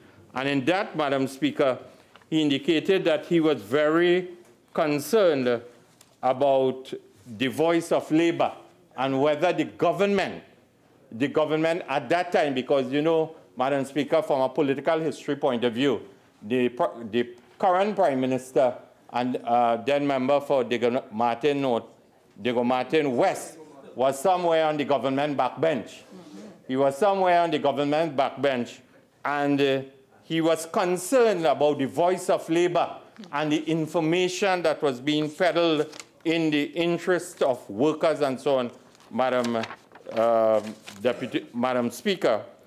And I want to quote, the government is now, the member for Diego Martin West in 2010 indicated, the government is now creating this revenue authority, and the workers and the unions have all come together to say that the government is going to do bad things, Madam Speaker. And he went on to indicate in his contribution, I would like to hear in this discourse from the government on the issue of the role of the minister. This is the member for Diego Martin West speaking, you know. The prime minister, who was at some point in time seated somewhere in the government backbench. I was not here from a political history point of view, so I can't say where he was located. But he was concerned too about the minister's role in the agency, and also because with respect to the management and oversight of this agency, Madam Speaker. And on a number of occasions in his contribution, Madam Speaker, he went on to say that he was concerned about what the government was doing, and I want to again quote in his contribution when he said, "The government in its wisdom on this occasion is saying that it wants a clean new authority and it would take people into it, apply for the position, and we will take you into it. The fear that workers are expressing is that the rehiring would be done in a way to the detriment of workers. It is for the government to satisfy the workers that it is not so. I take it that the government will satisfy the workers, that the fear is unfounded." That is the member for Diego Martin West and the substantive Prime Minister speaking about his concerns and telling the PNM that he belonged to ensure that there is transparency, that the issues confronting the workers and their respective unions are properly and thoroughly dealt with. I want to know what is the position of the Prime Minister, and based on what has been put forward by the Minister of Finance, certainly the concerns of the workers, certainly the concerns of the representative unions and so on have not been addressed by this government. And again, it reeks of double standards in terms of what has been stated here this evening. And Madam Speaker, they spoke about the recruitment of a Director General and a Deputy Director General and so on. You know what I am concerned about? This is a government that boasts about being patriotic and committed to the people of Trinidad and Tobago, Madam Speaker. This government recruited a foreign national for the operations of Paria Trading under exorbitant terms and conditions, that compensation package. And recently, the Minister of Energy and Energy Affairs went to a meeting in Point 14 and made a public pronouncement that Trinidad and Tobago does not have the capacity and expertise to run the refinery and so on. And I am concerned from a patriotic point of view whether we will have a non-national or occupying the position of the Director General and the Deputy Director General. This is the double standard. This is why you cannot trust the PNM government under Prime Minister Dr. Keith Rowley, Madam Speaker. And Madam Speaker, what we are seeing here today is a government operating in a very high-handed manner.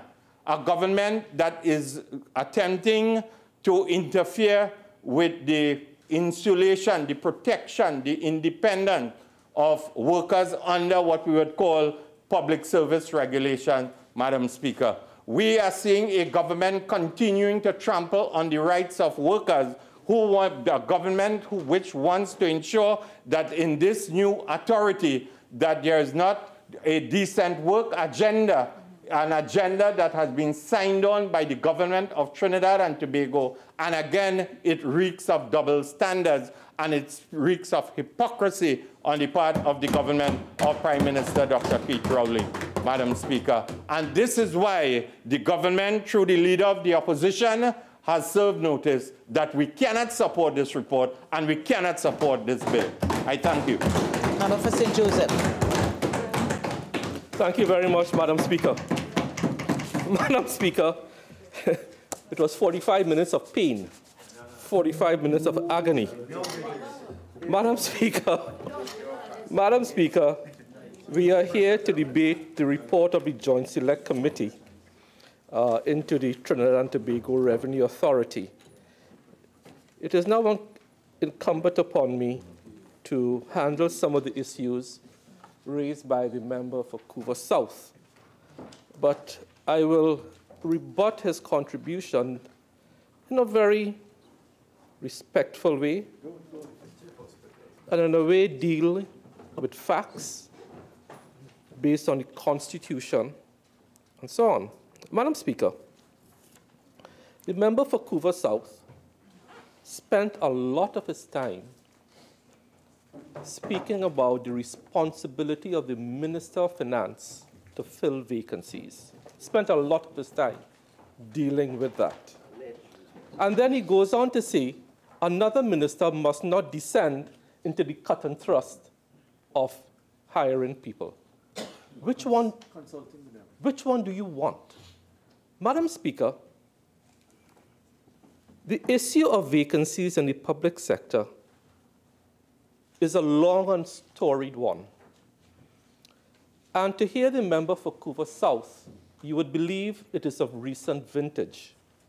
May I remind this chamber and remind you, Madam Speaker, that under the tenure of our friends opposite, in the last year of their term in office, when the standing orders were changed to have a 5-day examination known as the Standing Finance Committee, where you go through each ministry line by line. 48.1 relevance. Standing order. What is the relevance of the standing order in this debate? Mr. Joseph, I'll allow you some leeway to make the connection. Madam Speaker, I am responding to the lengthy submission by Couva South on the filling of vacancies. That's what I'm responding to. His lengthy submission. Painful submission. And when we were in opposition, we would ask our friends opposite who were in then government, how many vacancies exist? Thousands. What are you doing to fill it? Nothing. Why? Because there's something called the Constitution of the Republic of Trinidad and Tobago. Section 120, the Public Services Commission. That is the body responsible for filling vacancies. You can't hold a minister responsible for the filling of vacancies. That is the point I want to make. But the member for Couva South spent about 15, 20 minutes berating the Minister of Finance for not being able to fill vacancies. It is not a minister who fills vacancies. It's the Public Service Commission with their protection under Section 121 of the Constitution. Madam Speaker, I want to make the point also that in Couva South and the UNC, headed by the member for Siparia, in objecting to the Revenue Authority, the same workers we are now advocating for to be hired. If we had a bigger tax base, we could hire more people. So why not support the Revenue Authority? Why not support it? You can hire more people. You can fill more vacancies. The OJTs that we have on board now, that we recently expanded, when they finish their 2 years at the ministries, they can find jobs in the Revenue Authority. So why not support it? Which way do you really want to go? Which way? But, Madam Speaker, it must not be lost on the population of Trinidad and Tobago that the UNC has this method of saying, axe the tax, but hire more. The money has to come from somewhere.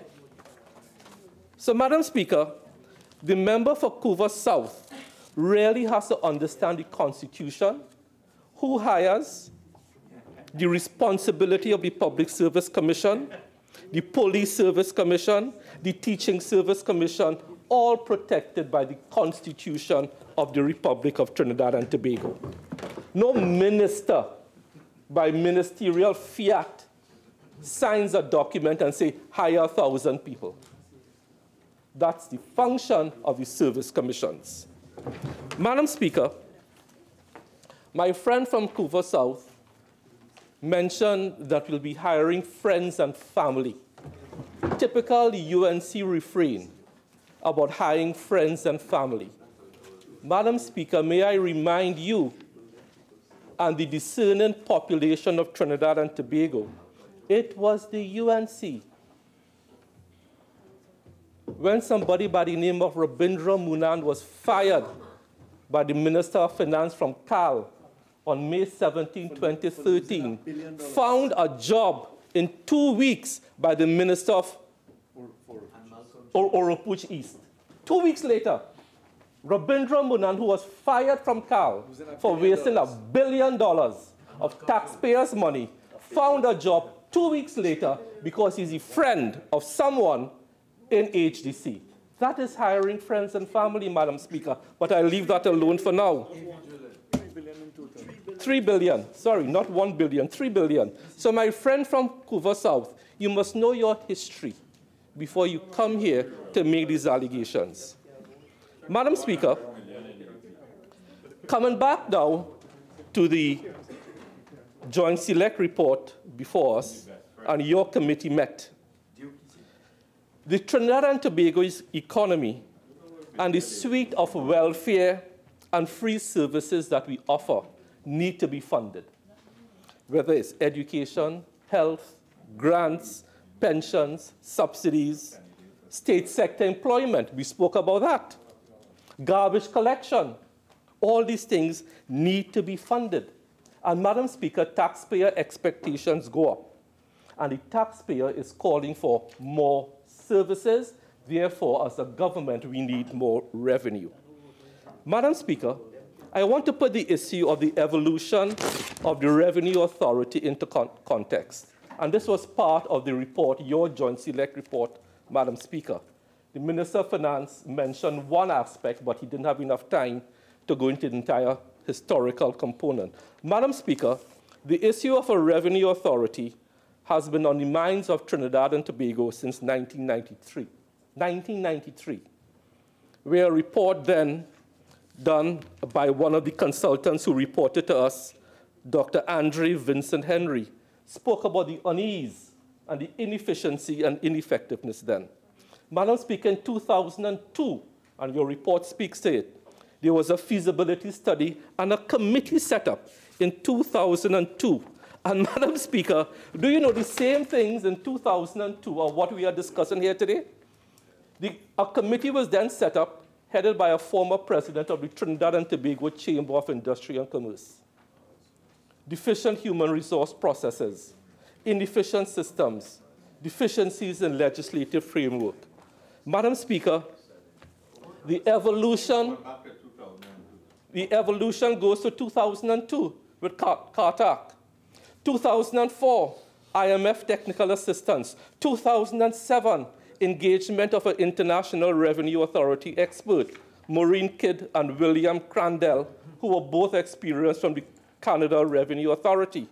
2009, establishment of a TTRA Management Company Limited. 2018, a Joint Select Committee, and 2019, a Joint Select Report. So here we are today.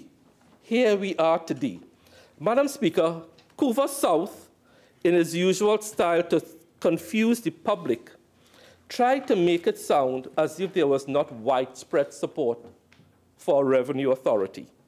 Madam Speaker, in your report, I want to read into the Hansard very briefly a letter dated 21st June 2018, received from AmCham, signed by one Neeraj Tiwari, Chief Executive Officer, AmCham TNT. Overall, this is AmCham speaking, we support the Revenue Authority bill and the implementation of a Revenue Authority in the shortest possible time. Madam Speaker, shortest possible time. However, we hope that any concerns with the bill can be ameliorated through discussion with the Joint Select Committee. That is AmCham. Independent, signed off by the President, Neeraj Tiwari. Madam Speaker, there were many people and entities that contributed. Just to show you the type of support a revenue authority has, I want to refer to the University of the West Indies. In your Joint Select report, Madam Speaker, letter written to Mr. Brian Caesar from Shelley-Ann Wilson, lecturer at the University of the West Indies. I support the establishment of this Trinidad and Tobago Revenue Authority because it presents an opportunity to overcome many challenges of the Board of Inland Revenue and the Customs and Excise Division in terms of improving the capability and capacity of the country's revenue administration. Madam Speaker, this is just a sample of two independent learned institutions, AmCham and UWI, pledging support. Madam Speaker, it is not everyone who contributed towards the Joint Select was in fulsome support. There were some individuals who had other ideas, and that is fine. That is the purpose of consultation. But there was widespread support, not seen, not mentioned by Couva South. The unions even supported it. Madam Speaker, to show how detailed, and first of all, I want to congratulate the chairman of the JSC, the Minister of Finance, the Honorable Colin Embert. I learned a lot as a member of that committee as to how committees work. He was exact, he was precise, and he controlled the meeting very, very well. Thank you very much, sir. Well done. I'm coming to that just now. Madam Speaker, the report, and if you look at ICAT's submission, ICAT being the Institute of Chartered Accountants of Trinidad and Tobago, in Appendix 1, where they commented on Clause 8, and then the Central Bank of Trinidad and Tobago, same Appendix 1, commenting on Clause 23.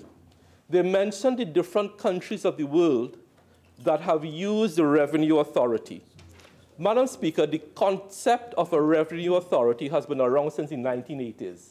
It is now about 40 years old, 35 to 40 years old. So there's a lot of experience with revenue authorities around the world, whether it's the UK, New Zealand, Canada, the African countries, Latin America, Europe, Asia, and one of the countries in Asia, coincidentally, that our friends opposite always say we should emulate, that we should look at, that we should copy, because it represents a quantum leap, is, wait for it, Madam Speaker, Singapore. Singapore. And members opposite love to call out Singapore as a model. Madam Speaker, Singapore has a revenue authority. Has a revenue authority. Right? And in the Caribbean context, Madam Speaker, Jamaica and Barbados. So there has been global experience over the past 20 years to look at the issue of revenue authorities. Madam Speaker, there was one particular issue I raised at the Joint Select. Because when you hear revenue authority, everyone tends to focus on tax collection, and that is fine. And the Minister of Finance spoke very eloquently and with authority on the tax savings that we can get. He spoke about the leakages and so on. But, Madam Speaker, the minutes will reflect that I raised a particular concern, and that had to do with border control.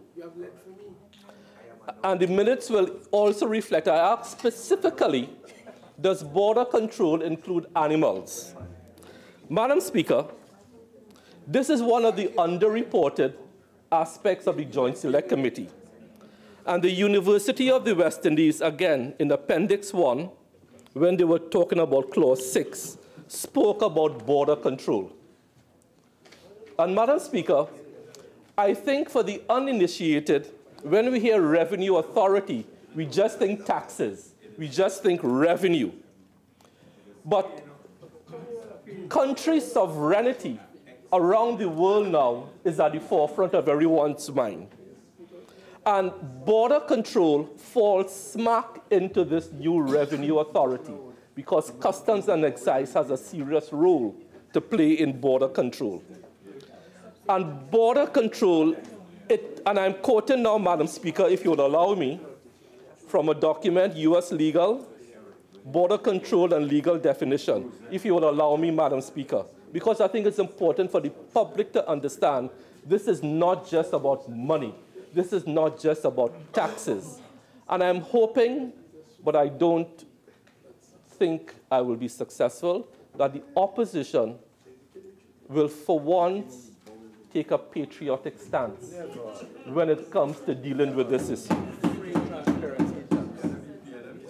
They are afraid of whether it's beneficial ownership. They are afraid about following the money factor. But border control means measures adopted by a country to regulate and monitor its borders. It depicts a country's physical demonstration of territorial sovereignty. That is a very important point which the University of the West Indies started to raise in Clause 6 on border control. Border control regulates both legal and illegal immigration, and we have an issue with that. Collects excise taxes, which is what this revenue authority is about. Prevents smuggling of illegal and hazardous materials, such as weapons. The Attorney General is bringing legislation, has brought legislation. We have to deal with these things. Drugs or endangered species. Questions are asked in this Parliament of the Minister of Agriculture about animals coming in from Venezuela through Cedros. You see, the impact of this piece of legislation, the Revenue Authority, is much more than taxes. It will help us to secure our borders. And how often, Madam Speaker, do we across these aisles talk about our porous borders? You protect your borders not only by OPVs, which we don't have, but you also protect your borders not only by physical assets, but by legislation. And this legislation, this administrative measure, will have a serious positive impact on protecting our borders and prevents the spread of human or animal diseases. Madam Speaker, I am passionate about this particular part of the legislation, the issue of border control. It will help us control, manage, stop a lot of the human smuggling, the animal smuggling, the drugs, the ammunition, the arms. Disease. Exactly. You are right. Because, Madam Speaker, let us go back some years. There was a time many years ago when there was a mealybug outbreak in Grenada, and we did not have proper measures at the port. Madam Speaker, 48-1, please. 48-1. Thank you. And border control, if we had it then, the mealybug came into Trinidad and devastated our crops. Yeah? So all of this, Madam Speaker, I am very, very passionate about this subset of the TTRA on border control. And I want to recommend it, I want to really recommend it for a dispassionate, objective debate. Madam Speaker, what are some of the benefits to be had by having a revenue authority? And Madam Speaker, before I go to that, I want to alert the population that even before we got a minority report, it was clear that the opposition was going to delay, kill, and this piece of legislation was marked for death from the very beginning. Madam Speaker, I want to take you to the minutes. Yeah, sorry, sure. Anytime you hear about that, you jump up. Member for St. Joseph, please continue. Thank you very much, Madam Speaker. Madam Speaker, I'd lost my train of... Oh, I said this was marked for death, and let me explain why. Madam Speaker, when one goes to the minutes of the meeting of Friday, July 20th, 2018, which is contained in your report, Madam Speaker. Madam Speaker, our friends opposite always say they are ready to work with us in a joint select. Maybe that your chair is a bit slack, but I keep that in your back. Okay? Yes. Member for Laventil West. Member for Laventil West. I will just ask you to please keep some of those comments that might incite, some disruption a little to yourself today, please. Member for St. Joseph, please continue. Thank you. Thank you very much, Madam Speaker. I must congratulate Laventil West on his quickness of mind. Madam Speaker, in your report on Friday, July 20th, 2018, it is just to demonstrate to the public the hill, the mountain that the chairman of this committee had to climb. A hill that proved to be so tall, so slippery. Madam Speaker, there was a time in this committee's life, your committee's life, where the opposition, as represented by Mr. Wade Mark, Senator Wade Mark, and Mr. Padarat, Princestown, refused to meet. The public must know this. Refused to meet because they wanted to go on vacation, to stymie the work of the government, to stymie the work of Trinidad and Tobago, to not have a revenue authority. And Madam Speaker, I want to read into the Hansard. Other business, 5.1, minutes of Friday, 20th July 2018. So the public will see the UNC for what they are. The chairman, that is Chairman Mr. Colin Imbert, read into the record, and for the benefit of all members present, correspondence received from Mr. Mark and Mr. Padarat regarding their absence from the day's meeting and all subsequent meetings of the committee during the fixed recess period. In other words, they want to go on vacation and they don't want to do the people's work. Correct. That is what we had to put up with. So for 2 months, we could not meet because this was marked for death. It was question marked, it was trademarked, and it was marked for death. The chairman indicated that as a result of the position taken by Mr. Mark and Mr. Padarat, no further meetings should be held until the matter is resolved. Imagine that. That is what we had to put up with in this Joint Select Committee. The UNC, the country must know that the UNC for 2 months received their senatorial salary, their MP salary for 2 months and refused to come to a meeting. Let that sink in to the psyche of Trinidad and Tobago. Just to block, just to stymie, just to harass, just to obstruct. And Madam Speaker, I want to congratulate again the chairman, the Minister of Finance, for the patience of Job. He showed patience, he showed tact, civility in dealing with this type of behavior. Madam Speaker, even after we came back, the minutes of Friday, May 10th, 2019 of your report speaks about frustration and delay again. So when I say this was marked for death, I know of what I am speaking. Paragraph 5.2. Mr. Mark requested an extension of time until May 20th, 2019. 2019. This is, to consider the committee's report.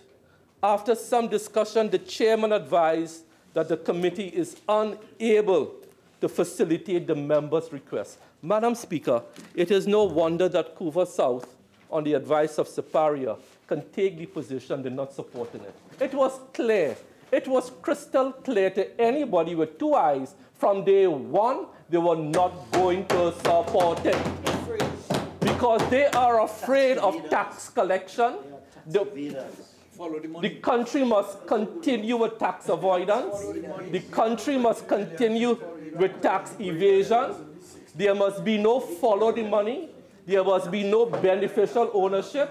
We must not lift the veil to find out who owns properties. They don't want that. No transparency. No explain your wealth. They are deathly afraid of anything that will shine light on illegal activity in this country. Totally afraid of it. And one must ask the question, Madam Speaker, why? Why our friends opposite will stoutly refuse to support any legislation that once and for all brings transparency and accountability to public affairs? Why? We on this side, we pass laws that will affect us. We have nothing to hide. Whether it's follow the money, whether it's beneficial ownership, whether it's revenue authority, income tax, FATCA, Global Forum. We have no problems, but our colleagues opposite seem to have a fixation on maintaining the status quo where you cannot get your due just in terms of taxes to provide more garbage collection. What do people want? People want the garbage collected. That is what property tax and land and building taxes used to be used for. But the road to power on Axie tax. But you know what the thing is? People want to pay their land and building taxes because people want their services. The relevance is that with a revenue authority, your tax collection increases. There's efficiency, there's effectiveness, there's no leakage. That is the relevance. And with taxes, more taxes, you can provide more goods and services in terms of garbage collection. For example? To poor people, to everybody. And populist measures don't solve that problem. Populism isn't going to solve it. Right? Madam Speaker, it is absolutely amazing. So, Madam Speaker, what are some of the benefits of a revenue authority? You can get better compliance with our tax laws. You can get higher tax ratios collected, higher revenue. You can ensure there's equitable enforcement of our tax laws. Madam Speaker, and very significantly, and this point is lost, we all lament, and Tabakit, you will agree with me, and maybe Caroni Central, you will agree with me. This country has a dearth of serious data collection, statistical information on which to make decisions. Including health, education, social services. Across the board, this country has a poverty, is poor when it comes to data collection. And we always lament that you can't make decisions if you don't have the data. A revenue authority will give this country data, serious data, which will help in planning, so the Minister of Planning and Development can start to execute more effectively her Vision 2030 goals. That is what this will do. It will give you better forecasting. That is what a revenue authority will do. Madam Speaker, you will get efficiency due to autonomy, increased compliance, decreased tax avoidance, decreased tax evasion, and more goods and services to the public. So, Madam Speaker, in closing, I want to commend the Minister of Finance for doing an excellent job as chairman of your committee. I am hoping against hope that our friends opposite will see the light of day, that the status quo cannot continue. What we are doing here week after week with the opposition is maintaining the status quo, but the country wants change. So, Madam Speaker, I recommend this report, and I thank you for the opportunity to contribute. Member for Caroni Central. Thank you very much. Thank you very much, Madam Speaker. I want to start by commending my colleague from Couva South, who articulated a position on behalf of the workers who are being affected or who will be affected by this legislation and the establishment of the Revenue Authority. But there are many other issues having to do with this authority, which has been long in coming. The member for St. Joseph mentioned that it dates back to 2002. 1993. And 1993, he corrects me now. And the member for Couva South indicated that the minister in the Ministry of Finance now and the member for Diego Martin West and Honorable Prime Minister had positions before that would be very different from supporting the existing bill, although they may have been referring to other versions of the bill. So in 2010, a version of the Revenue Authority bill was brought to Parliament. The then opposition was the UNC, and the UNC voted against it. The Senate at that time also opposed and rejected it. The idea of a revenue authority was embraced by the rejected bill, was abandoned by the government at that time. Now, when something like that happens, Madam Speaker, reason calls for a re-examination of the issue and a rethinking of the approach and perhaps a significant revision of the bill. There's no evidence to show that there has been a re-examination of the issue since 2010. There has been some rethinking of the approach because a joint select committee was established to examine the draft bill or the bill that we are looking at now. That bill has been revised, but the foundational issues to which the opposition and some independent senators objected in 2010 have remained. So the philosophical framework which guided the failed bill in 2010 has persisted, and the substance of the bill, notwithstanding stakeholder consultation, which I acknowledge, and opposition objections, which have been frequent, that has not been altered.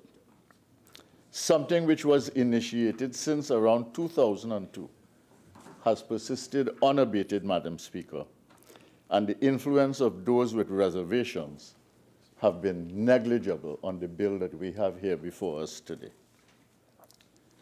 The end result is that we have a JSC report with recommendations that, and I quote from the report which I have here, Parliament agree with its proposal for amendments of the bill, and a further recommendation that, and I quote again from the same document, Parliament consider and adopt the Trinidad and Tobago Revenue Authority Bill 2018 as amended. But we also have side by side a minority report which rejects and repudiates what it describes as, quote again, the irrational approach adopted in the majority report. So a consensus, Madam Speaker, was never reached in the Joint Select Committee. The gap which existed in 2010 could not be bridged 9 years later in 2019. And because this bill violates sections 4 and 5 of the Constitution of the Republic of Trinidad and Tobago and therefore requires a 3/5 majority, it is unlikely to pass. Unless, of course, the government is flexible enough to bridge a gap which separates the two contending positions. But this is not a government which respects the context for flexibility, accommodation, and compromise. In speaking about the local government bill, the Attorney General said that he ensured that the local government bill required a simple majority because he could not count on opposition support. And we have had instances when the government, amidst objections from the opposition, passed bills with a simple majority, although constitutional rights of citizens were at risk. And we have had one clear case in the instance of the Income Tax Amendment Bill, where the clauses which offended the Constitution and required a 3/5 majority were taken out so that the objections of the opposition could be ignored and the bill passed with a government majority. So it would be interesting to see, Madam Speaker, how the government proceeds today. I do take the Minister of Finance's articulated position that we have a revenue issue, and I do not wish to argue against that challenge given what he described as the depressed oil prices and the depressed gas prices. But I want to say that notwithstanding that issue, we need to look at some other things. And I refer here to the Technical Assistance Report of November 2016. And I simply want to raise a few points from this document.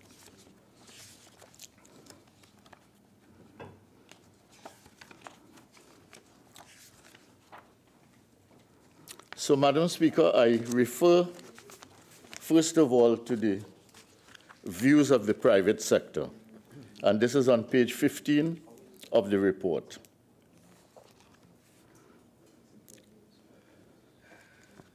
Risk management is not evident, as there is little distinction between those that comply, they're talking about private sector players here, and those that willfully seek to evade their tax or customs obligations. Tax amnesties as a tool to encourage voluntary compliance are not improving compliance, but in fact is working against it. The existing IT platforms in the divisions, that is Gentax and Asicuda, are not being leveraged to take advantage of the substantial investment made. Asicuda, which is not fully implemented with regard to air cargo, suffers from frequent service interruptions that can slow trade. And I will not continue to read this. I just want to make the general point that what the private sector is saying is that the institutions that you have now and the way they operate are not working. And they are not working, and as a result, the efficiency and effectiveness is not there. Now, when you read this further, and I'm going to page 17, the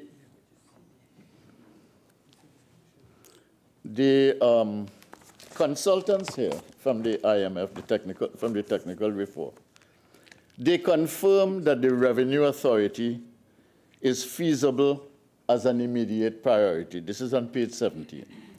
But they suggest certain things, Madam Speaker. They say the authorities need to quickly develop, the authorities in this case is the government of Trinidad and Tobago.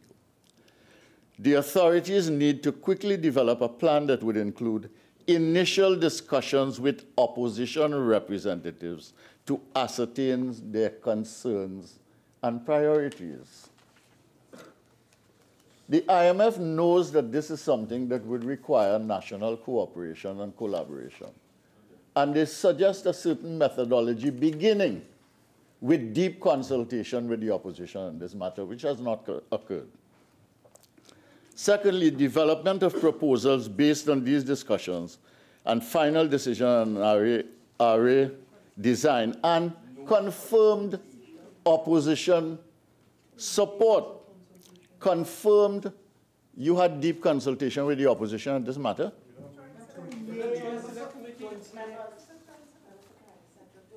Yes, thank you very much. Direct your conversation this way. Don't be distracted. This issue goes beyond a joint select committee process and the handing of a bill with a policy, Madam Speaker. You see? And the members over there are very, if they are being reasonable, they know that they understand what I'm saying. And they are trying simply to convey the fact that I'm saying something that I'm not saying. And what I'm saying clearly is that there was no deep consultation before, prior to the joint select process. And they advise here that you get confirmed opposition support before. Ideas could be developed to garner opposition support. Provision for some involvement of the opposition in the Director General and Board nomination appointment process. And they then advise that such a thing has happened in a country like Mauritius, which they use an example, a country that is a little smaller than us, with a slightly smaller population than us. So I just want to say that they did not even follow the advice here. Very simple. The second thing is, they mention here and advise properly that some aspects of implementation can be sensitive, Madam Speaker. A transformation of this magnitude, that is to say the Revenue Authority, draws attention and concern, and aspects of implementation are more sensitive than others. These can include such things as how and when the DG and board, Director General and board, will be appointed. That is to say, ensuring transparency and fairness. How the first official day of RA operations will be determined. How and when the former divisions will be effectively abolished. How disputes, grievances will be transferred to the oversight of the RA. And most importantly, how the RA will be initially staffed. They have gone through this thing like a bulldozer and gotten to this point, Madam Speaker. All the warnings and cautions and all the consideration of matters of sensitivity where human beings are concerned, where political interests are concerned, and where there is a difference of opinion possibly on policy issues, have been totally ignored by the government. Yes. And they expect us to come here and support this just before they say that the Revenue Authority is a good thing and that it's in 60 countries.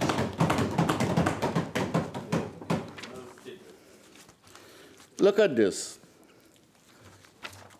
I go on now to page 20. The consultants go on to say, if the RA proposal does not succeed, change is still needed. In other words, there is no obligation or necessity to take the RA as the only and sole option. The flaws in revenue administration will remain without specific intervention, and this is amply demonstrated by the stasis of recent years. Examples of prevailing problems include, and they go on to include a number of issues. And one of the issues, they said that Ministry of Finance officials are pulled in many directions and as a result are not well positioned to effectively oversee revenue administration, and therefore overall results are unimpressive. They're talking about the existing system.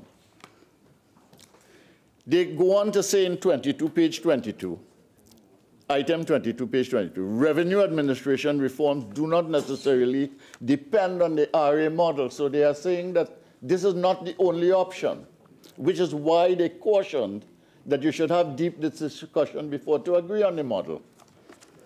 And then they go on to discuss various options here, Madam Speaker, which I will not go into. There are really 4 options, or 3 in addition to the one that has come here.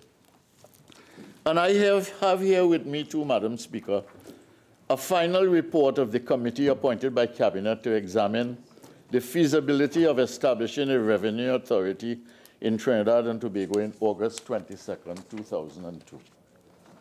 And I want to give the positions of 3 people who were involved in this.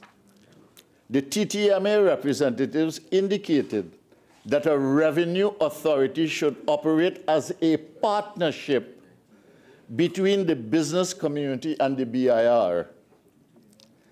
And C&E Customs and Excise Division, but that business community involvement in the establishment of a revenue authority should be in an advisory capacity or on a consultancy basis so that the operations of the BIR and customs exercise would remain impartial. So there are 3 issues here. 1, it should be a partnership. You shouldn't be organizing things for the business community in which they are directly affected and they are not partners in the enterprise. Secondly, we recognize the fact that we cannot be involved in the business of operations. We are prepared to play an advisory committee role. And then finally, they are concerned about the impartiality of this institution and about both the institutions, BIR and the Customs and Excise Authority. The TTMA maintained that if a revenue authority fell under the control of a minister or permanent secretary, it would not work, and that a new organization should be designed from bottom up and the staff remunerated. I imagine they meant properly. Then, in terms of the tax practitioners, on May the 7th, the committee met with 2 tax accountants and 1 tax attorney from the major accounting firms in Trinidad and Tobago. Ms. Alison West, PricewaterhouseCoopers at that time, Mr. Peter Inglefield, PricewaterhouseCoopers, and Mr. Gregory Hannes, Ernst & Young. Mr. Inglefield began the discussions by making the point that if a revenue authority is going to operate with the same staff under the direction of the government in much the same way as the BIR now operates, the existing remuneration of the employees, and he then pointed to, in other words, he was saying that if they operated in the same way, it wouldn't make any difference. He pointed to the example of the St. Vincent Revenue Authority, which he said devised creative ways to reward their employees. One major problem of the present system was the frustration of competent working staff, competent staff working under incompetent management.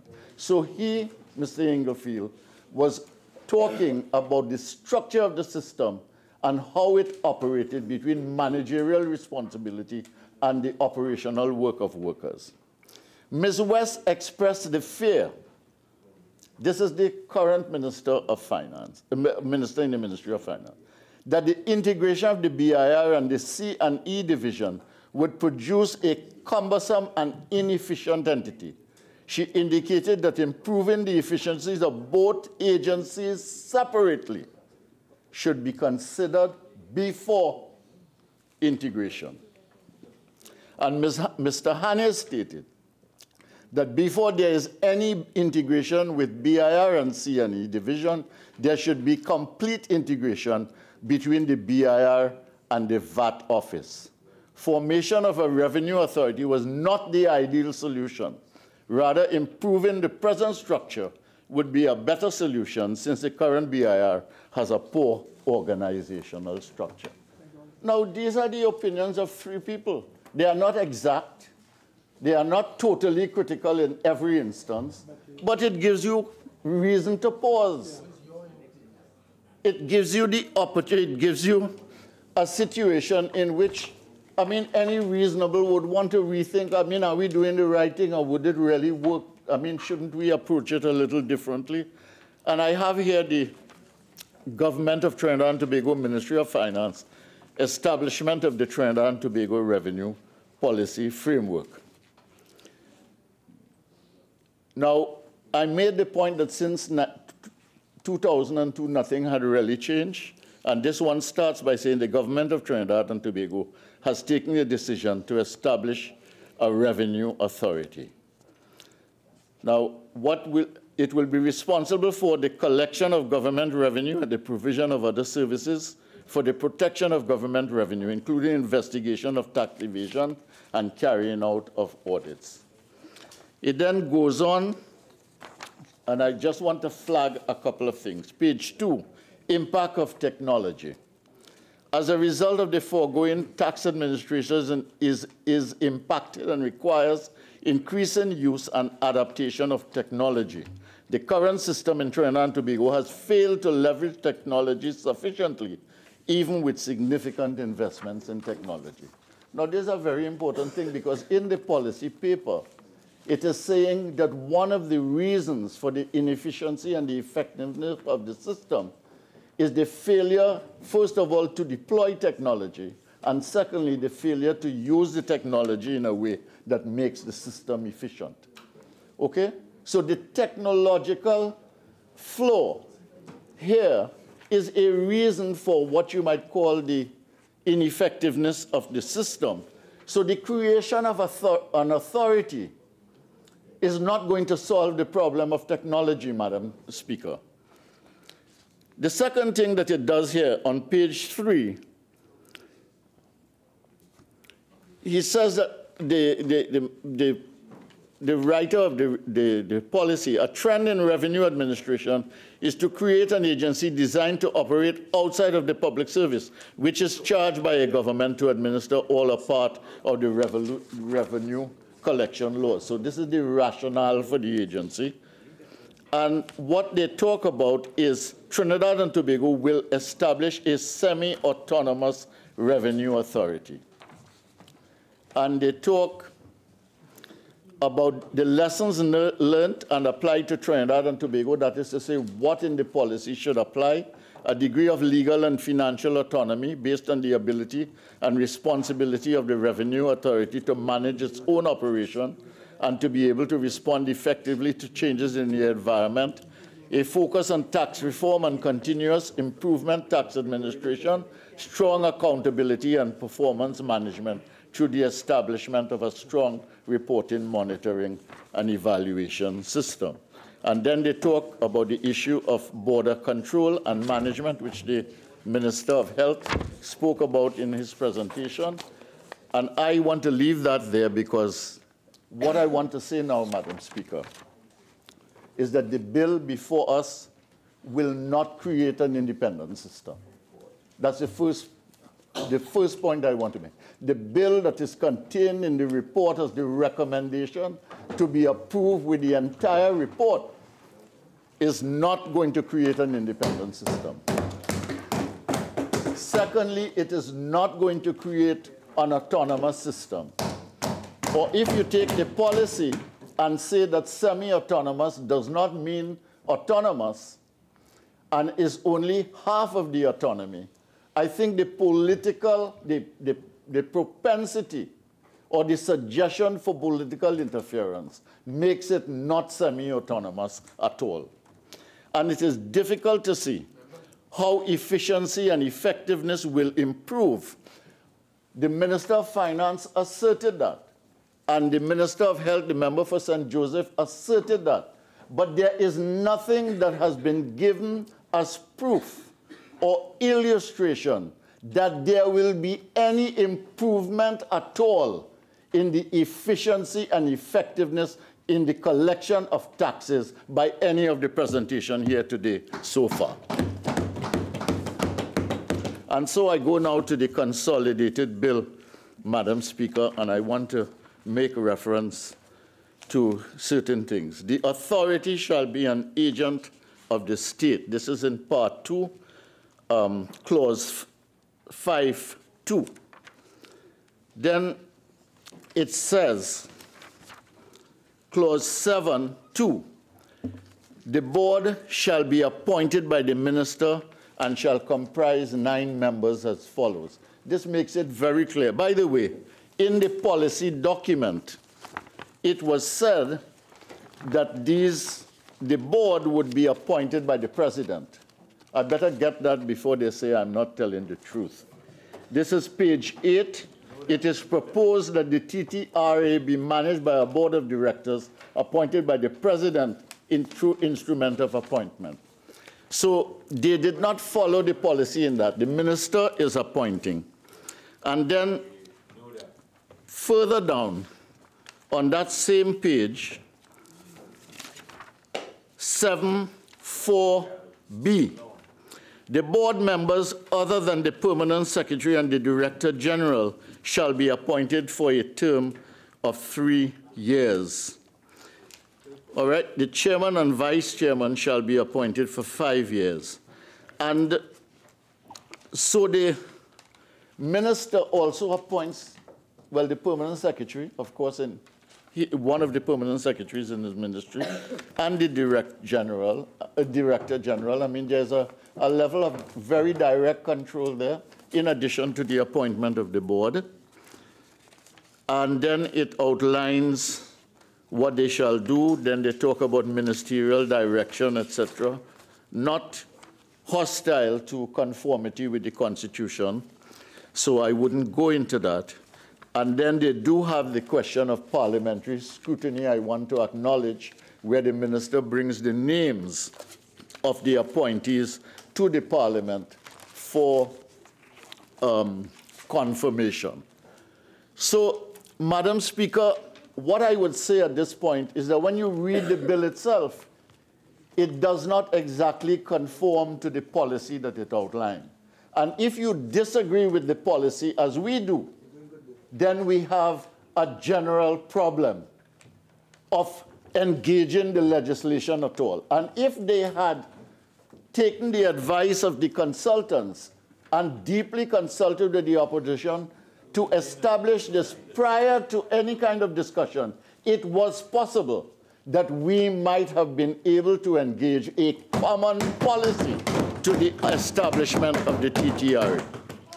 So the Revenue Authority, as proposed by the government and as captured in the bill, in my view, Madam Speaker, and in the view of the entire opposition UNC, is not the best option for Trinidad and Tobago. And this position has been articulated by the leader of the party and the leader of the opposition publicly. Secondly, too much direct power and control is in the hands of the Minister of Finance. We are concerned about that. The issue of political independence and neutrality does arise, and the issue of autonomy and insulation from political interference does arise as well. And these are serious matters because they have to do with taxation matters, and they have to do with intrusive interventions in the conduct of business on our borders, and therefore we have to be concerned about the autonomy, the independence, the checks and balances, the accountability issues in relation to these. There is not enough clarity on the position of workers in the system. I will not go into that, but my colleague from Couva South has been very articulate and bold on the point. The case has not been made for greater effectiveness and efficiency of this model. That case has not been made. It has been articulated, but it has not been made. And under political direction, an institution such as this can take on a sinister character and be deployed, Madam Speaker, for purposes of intimidation. And therefore, there is reason for caution. You don't have to make a big deal about it. You don't have to howl about it.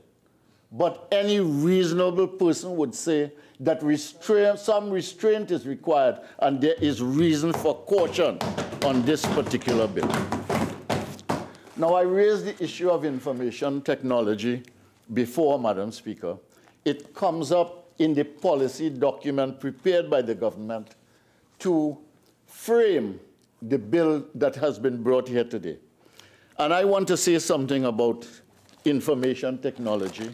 And I'm reading here from the report of the Auditor General for the year. Central, the original speaking time is now expired. You're entitled to 15 more minutes. I just want to ask the House, the member will go to maybe, if he takes his 15 minutes, to maybe about 4:34. So would it be agreeable that he completes before we take the suspension? Yes, please proceed. Thank you very much, Madam Speaker. So this is the Auditor General's report of 2018. Of 2017, published in 2018.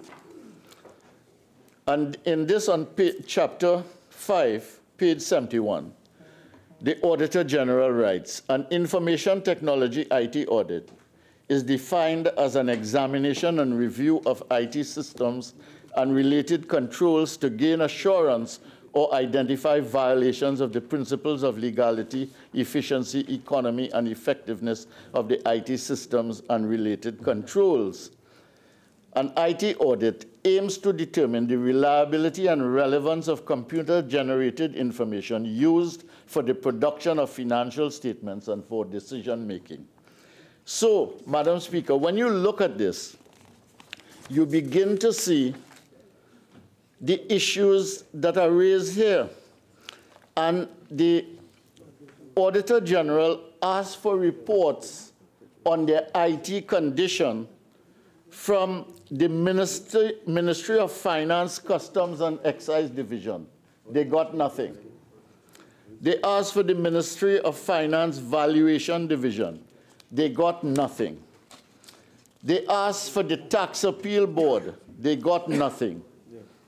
The non-submission, this is the Auditor General writing now, the non-submission of information requested by the Auditor General is in direct contravention of Section 10(1)(a) of the Exchequer and Audit Act, Chapter 6901. So they are operating in violation of the Act by not responding to the Auditor General. The chances are that things are not as bad as this makes out to be when you make a report like this. There probably was a good reason for them not responding. But the point I'm making is that if you don't have your IT systems right and organized in customs and in the BIR, then no amount of new structure or housing that you create is going to solve any of the niggling problems that attend the issue right now. Now, the responses from the ministries and department, this is to say, they asked the Ministry of Public Administration in conjunction with the Ministry of Planning. The responses from the ministries and departments revealed that there was very little or no integration in the use of IT to facilitate effective delivery. Then they talk about no shared database, this, that, and the other, a set of things. The simple point that I want to make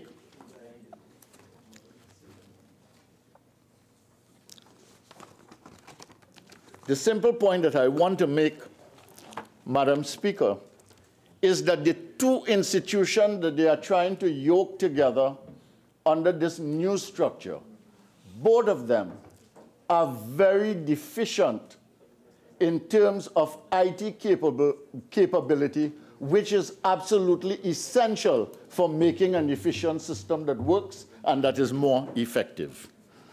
The second thing that I want to say is I want to look at the 2018 Auditor General's report. And I want to look at the section having to do with accounts of receivers of revenue. And that is chapter 3 of this document. And I want to say, I want to read from here.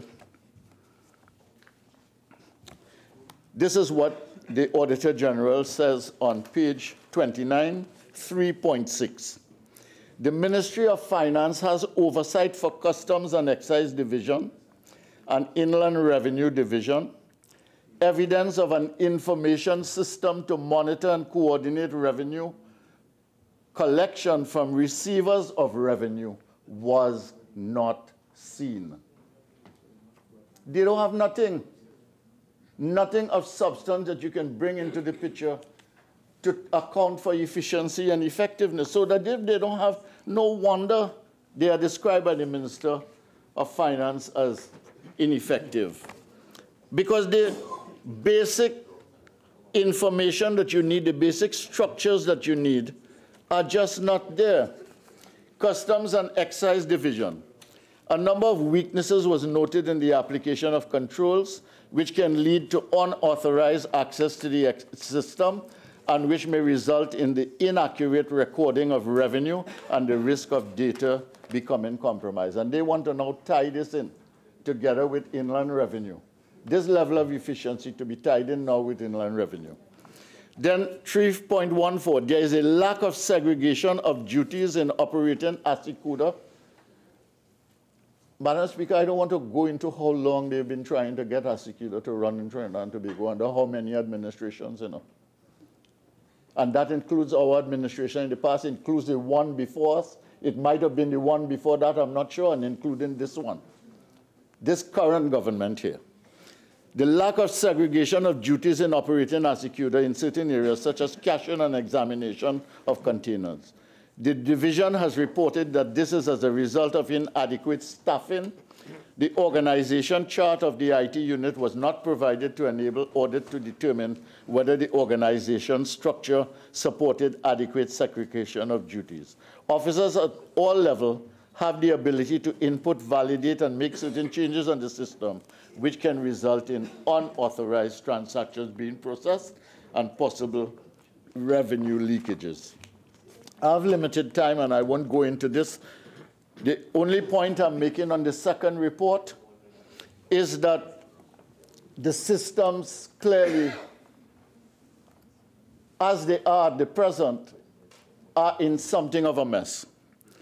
And if you took a messy situation in two institutions and put them together under one roof, the challenge to make them efficient and effective with technology and with systems and with the institutions that have been established but have not been applied properly remain. It is not solved by the problem that it is not solved by the fact that you put them under a single roof and you call them by a new name. Now, what is the problem that we are solving here or trying to solve? We want to collect more revenue. I have no problem with that. We want to be more efficient and effective in the collection of revenue. You want to widen the tax net. There's nothing wrong with that. You want to ensure greater compliance. You want to ensure that a governance arrangement exists that facilitates these arrangements. Now, we do not, Madam Speaker, think that this structure, system, and governance arrangements will achieve the objectives, and this is why. It will create problems with the unions and fear in the heart of workers, and that is happening already. It tries to solve leadership, management, efficiency, effectiveness, productivity, discipline, and corruption issues by dismantling two organizations, the BIR and the Customs Unit of the Ministry of Finance. That is their solution, partial solution to the problem. And then it creates a new unit which recruited hierarchy and transferred workers under different terms and conditions, which create the conditions for problems from inception. From the time you bring in these new cadre, which come under suspicion of the kind that I raised before, and you have the workers now transferred from the public service system, you immediately start with a problem, Madam Speaker. It seems to take a punitive approach to taxation compliance before creating the atmosphere for confidence building through a stakeholder approach and an appeal to nation building and an incentivization of the taxation compliance system. It does this after a punitive approach in taxation generally, and in the absence of a coherent plan for recovery and growth, and in the absence of any clear direction on where the country is headed, the lack of solutions to structural problems in the economy, and the context of a loss of business and consumer confidence which pervades the society. We had taxation increased by 5%. 10% for the banks, a series of other taxes, no rebate on VAT, a number of things like that. You even had a situation in which, for various reasons, nobody knows why, homes were invaded in this country without warrants, and institutions without warrants. Now, in order for something like this to work, Madam Speaker, in order to have an efficient system, the country needs to create an appropriate climate for reform to take place. You need to create the climate before you come with the reform and try to shove it down people's throat. You need, first of all, the restoration of business and consumer confidence by clarity of direction on where Trinidad and Tobago is headed and what sequential steps we are going to take to get there. You need a working partnership for human security, peace, and justice. It may not sound like that, but the crime situation affects the whole atmosphere in things like these. You need a partnership strategy for inclusion and protection of all citizens, a working strategy for increased productivity and competitiveness, a working partnership for economic diversification and structural transformation, a working partnership for innovation-led growth and high value chain technological interventions in the production and investment configuration. And most important of all, you need transparency in the execution and management of government-led projects. Now, the purpose of such approaches and actions is to build a climate of stakeholdership and of cooperation, and so that you can achieve results, and to deepen the process of democracy, collaborative and creative engagement, and trust. Because, Madam Speaker, without trust and a climate of collaboration and cooperation, very little is possible in terms of this kind of institutional intervention and transformation. I end with a quote from a deceased friend called Sil Loha, who wrote these lines sometime in 1970. And he, in the last two lines of his sonnet, said, "Power," and this is what this thing is about, "power is not enough to make us strong. The heart must also sing the human song." Let them try to do that. Leader of the House. Madam Speaker, in accordance with Standing Order 53, I beg to move that the debate on the motion be it resolved that this House adopt the report of the Joint Select Committee appointed to consider and report on the Trinidad and Tobago Revenue Authority Bill 2018 be adjourned. Honourable members, the question is that a debate on the report of the Joint Select Committee appointed to consider and report on the Trinidad and Tobago Revenue Authority Bill 2018 be adjourned. Those in favour say aye. Aye. Those against say no. I think the ayes have it. Members, we shall now take the suspension now. We shall return at 5:10.